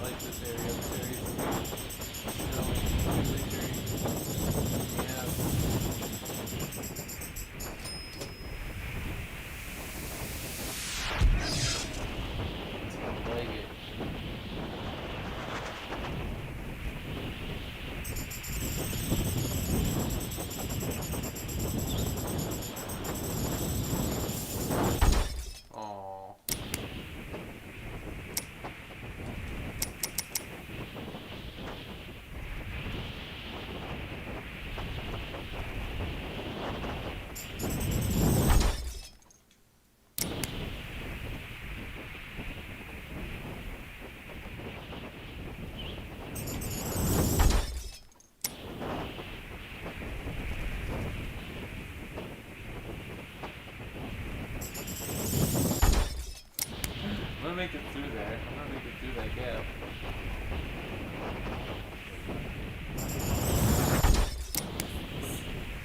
Who says?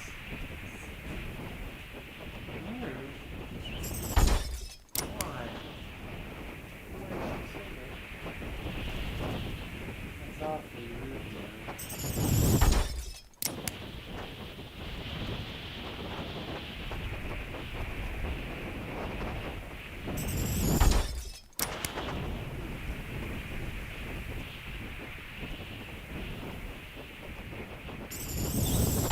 Ah, come on. Alright.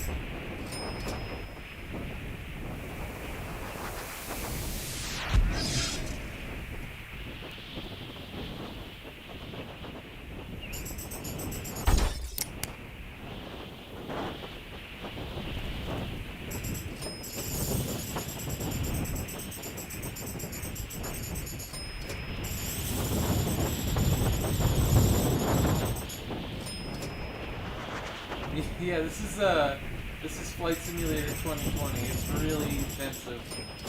This is what they're all talking about. Fun fact, I actually do have that installed on my computer and couldn't play it. I don't have a HODIS, but I have the game.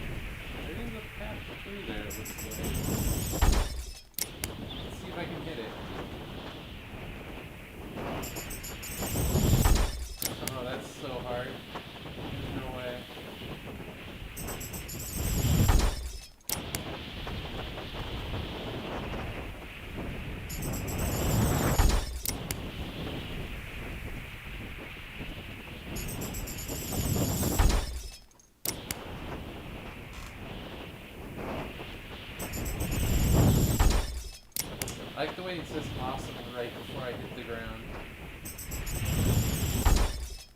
Alright, that's what awesome does.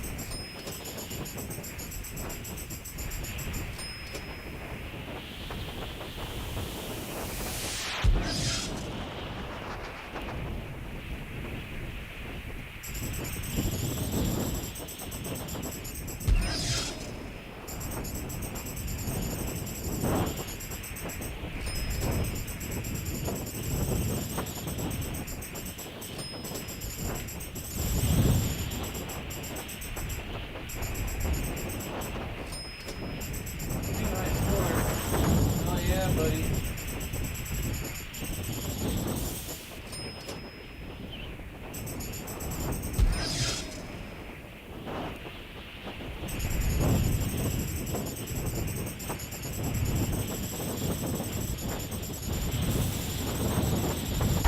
Oh. Alright, maybe this is enough Flight Simulator. Not you got me all fucked up now. This isn't Flight Simulator. Super Flight.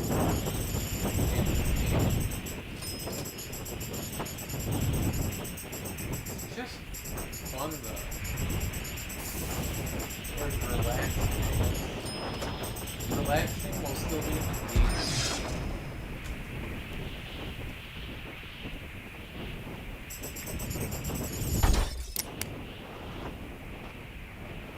It's a good time.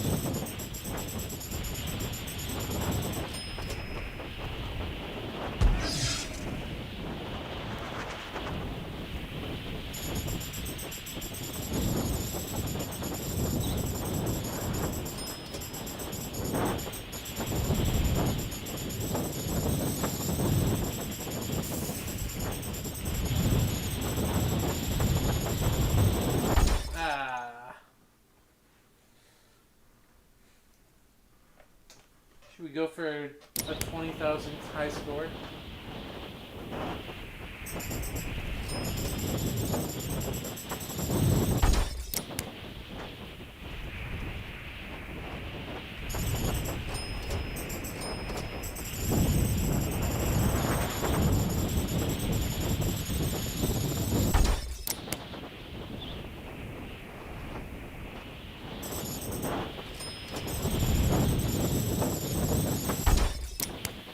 Now that's an interesting.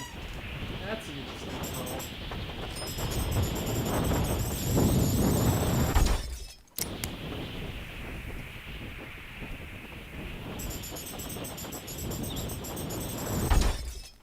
I've located the tunnel. Let's see if we can hit that.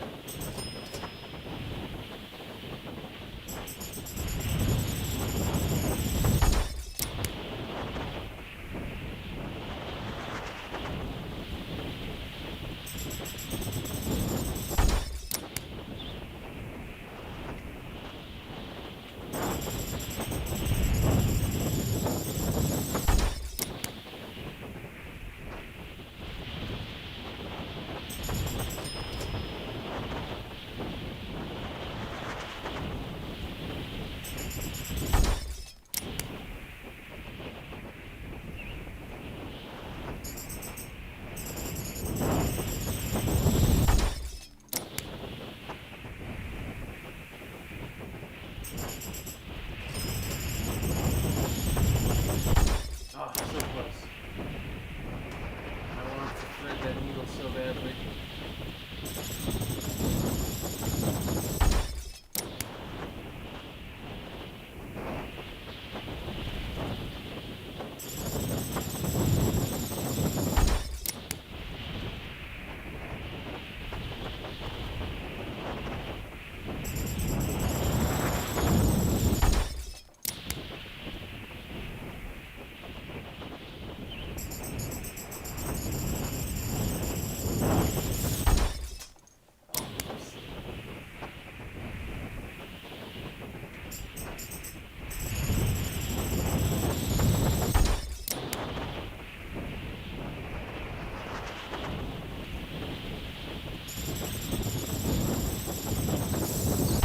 Oh, that counts.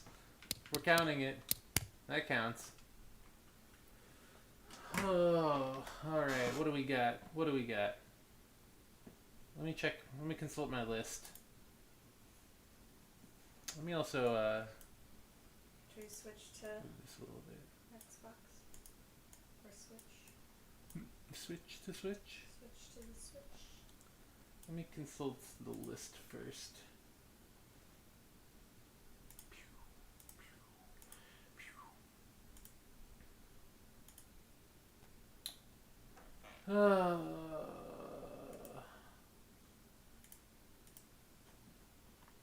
Where did the list go? It's so far back. So far back I put that list. Oh yeah, well that's Xbox. This is computer, it's spooky. Typing of the Dead, that's a thought. I could not do that on My reaction time. Sleep deprived. Baby. That's why you gotta get. That's why it's funny. You try to type and you can't. We have like 9.5 hours left. How many games do we have for Xbox? I've got a couple. Let me try Pacify. Let's just check it out and see what it's like. What is it? It's a spooky game that I bought for like $3 on a Halloween sale. I don't know if it's gonna be good or bad or scary or not. But there's no one here to see it. I know that. That's true.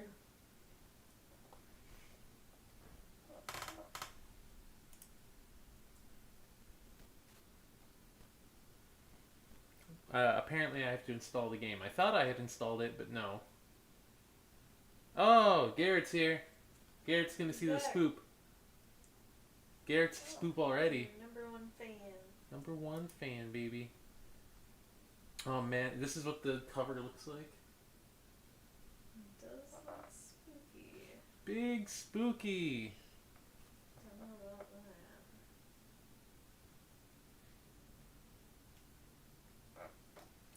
that. What happens if I click this?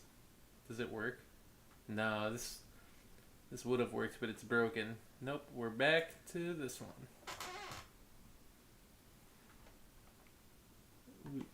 I'll tell you what we need. Bongo Cat.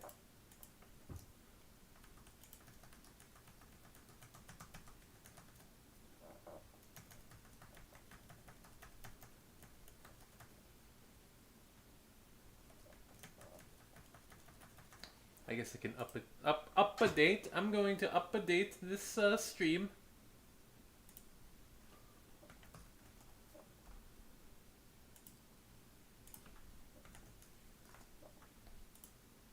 Hey.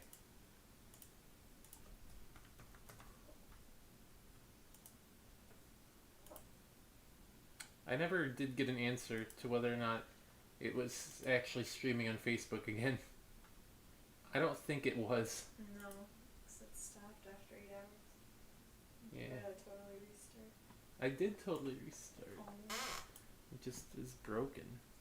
Well, if we're gonna move to the other room eventually, we should just set it up in there and then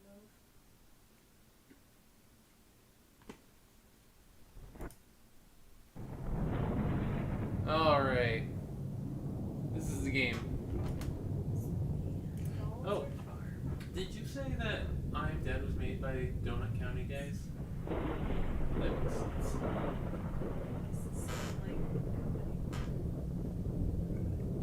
This is multiplayer? Single player. Alright. Alright, I guess we're just gonna... Okay, this is the place. Find a way in and check the entire house.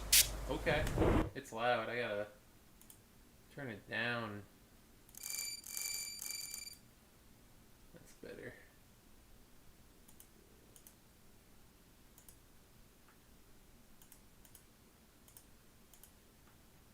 Alright.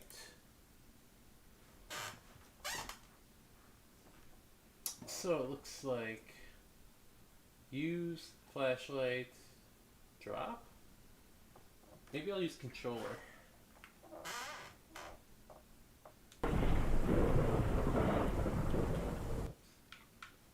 Definitely gonna need an invert on that y-axis if I'm gonna use controller.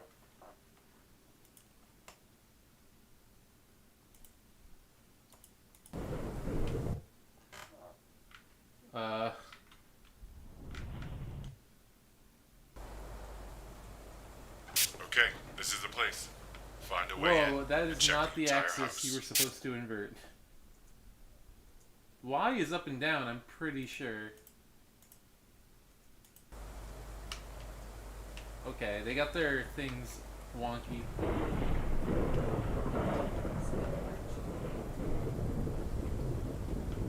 So, right trigger is use, X is flashlight, B is drop, left trigger is sprint.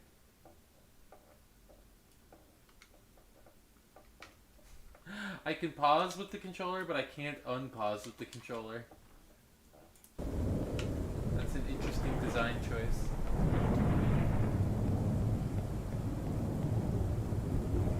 Alright, I have no idea what my goal is or what I'm doing. Just at this house and some guy says, hey, check it out.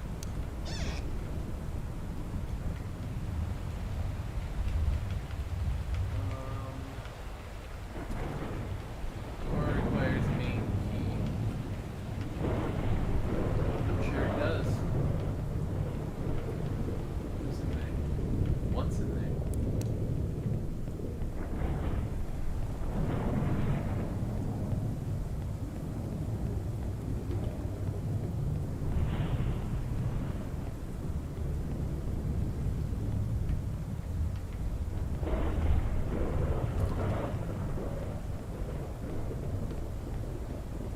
Aha, of course.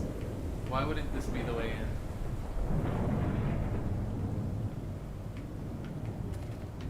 Oop, starts already.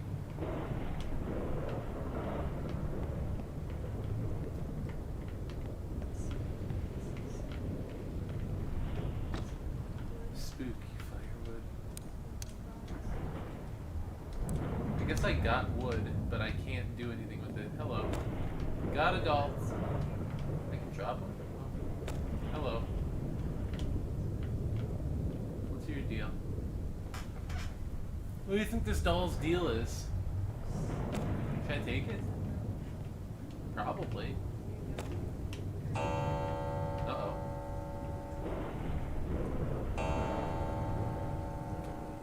Funeral parlor, recovery partitions, ceremony by reclamation, schedule an appointment. We offer private services as well. Hey! That bitch ran away. Come back. This doll just ran away from me.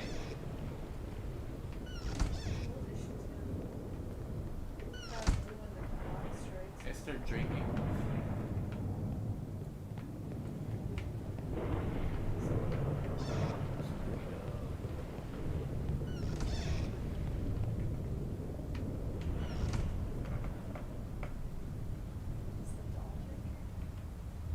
Yeah, that doll's getting wasted right now.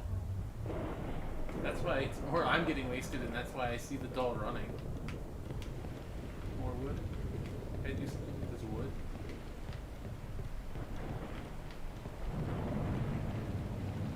Can I take this sword to defend myself? Spooky trash. What? What's your deal? Upstairs, baby. Why does every fucking door in this house need a key? Fuck off. I got a doll. Now what?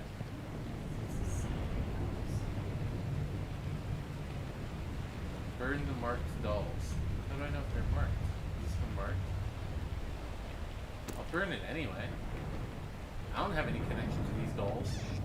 Hey, I can open that one. So what do I need to do? Find the fireplace? I guess?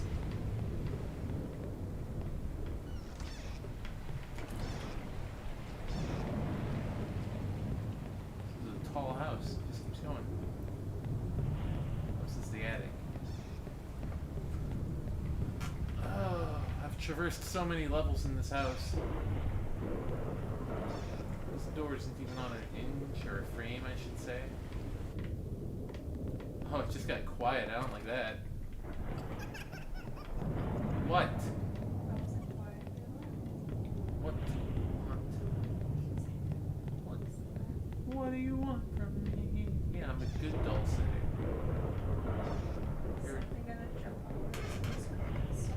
I have no idea. I have no idea what this game is. It's probably something gonna jump out, which is annoying. I don't want something to jump out. I just want to burn the doll, as was requested. Why does it need a key from the inside? I can see that it goes outside. I've been locking myself in different parts of the house, trying to think of a way to save her. I have a set of 5 keys. Each key opens a different door. Doors in different areas of the house. The Great Hall, bedrooms, basement, attic, and main doors. I left a single key in each area to unlock another. Okay. Can I have one?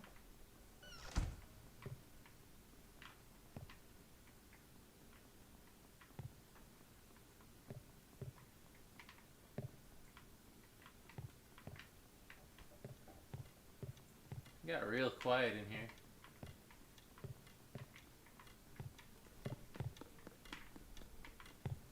I hear little footsteps. Hey, what's this? Matches? Nice. Now I've got wood and matches. Now I just need a place to make a fire. Look at all these bugs. Disgusting. Hey, a doll. Oh, I can't have two dolls? Play with your friend. Yeah, stack them on top of each other. Not so scary now, are you, dummies? Do something.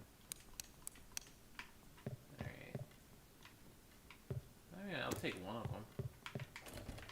Oh my god. Where do I make a fire? Hey, why can't they just burn them right here?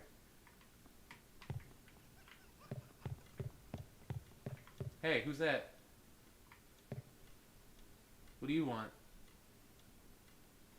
Show us your doll. Your record doll. Fuck up. Eat your Fuck face. off. Yeah. It's scary, I don't like it. Is this the jump scare? Yeah, she's gonna eat you. Here she comes. What?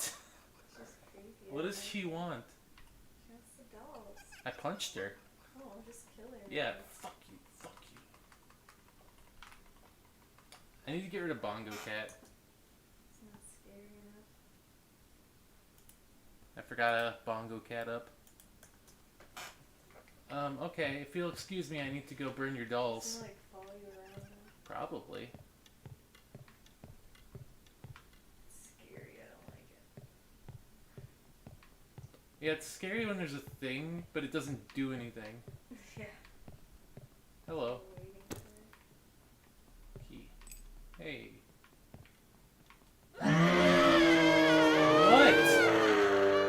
Something's happening.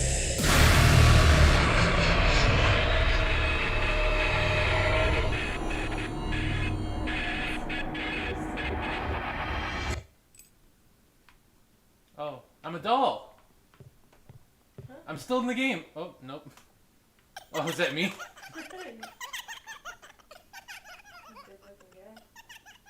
Cool.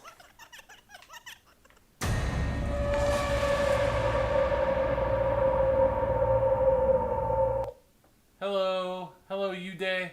Uday. Uday. This game's not great. I don't know. Let's try farm.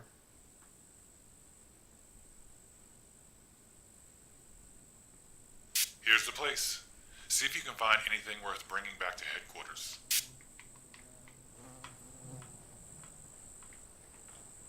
So is the same girl gonna show up?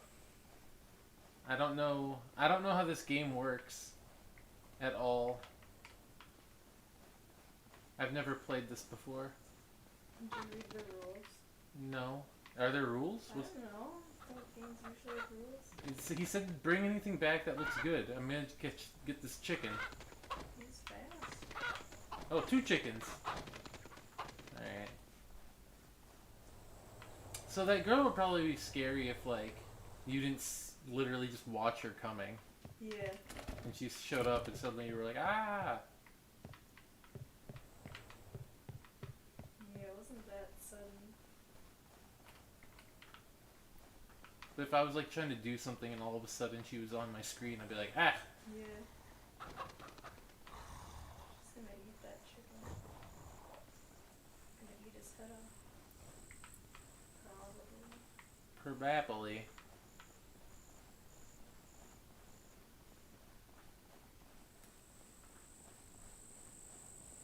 How do I get in? What do I do?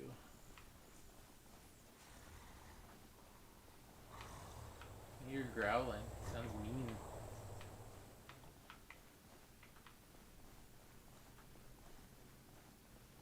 I don't know what I'm supposed to be doing here, so I can't go in here. Oh. Just kidding. Definitely could go in I do not know what happened to her. She changed. She went crazy. She is eating everything. Oh no, she's gonna eat your chicken. Same girl, I assume? Probably. Whoa. She's on the picture, right? Yeah, the cover. I just got an achievement for doing that.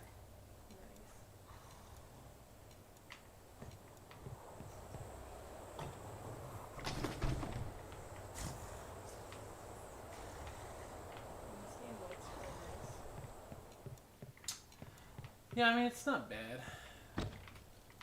Ooh, spooky sink.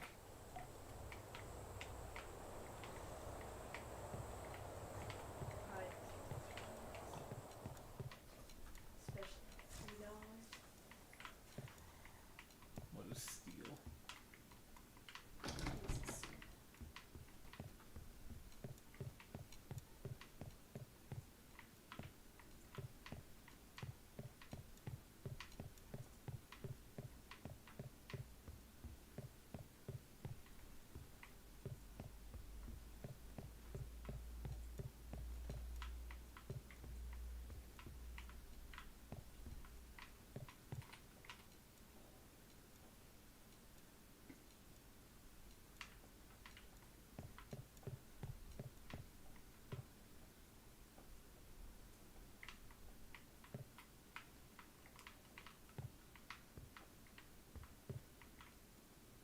What trinket?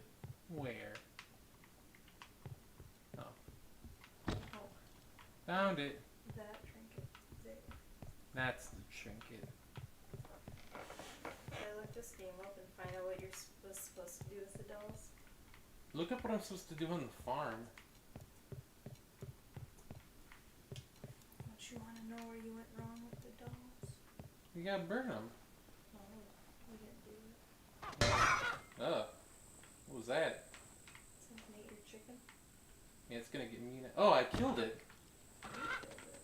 I hit it with a frying pan. Oh, that's sad. I didn't know I could do that.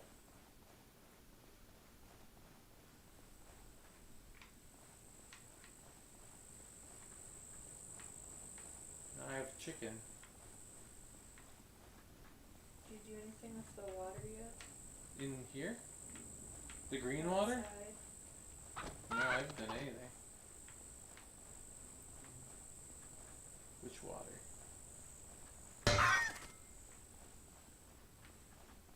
telling me. Long story short, you want to feed the farmer poison chickens. That's the game. And then take his body to the van.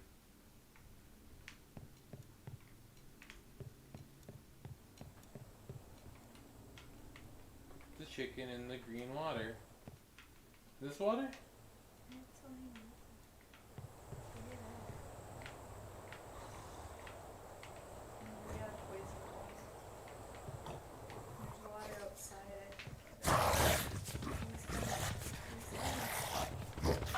There he is. That wasn't that scary. Oh, he's eating the chicken. It's not poison. Hit him in the ass. Yeah, spank him. It's a lot less scary than the girl. They're both pretty cliche though. Alright. I get it.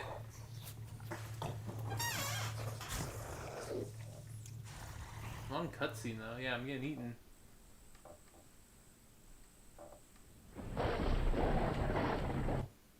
They Well. burn all the dolls. That was a game. Her name is Millie.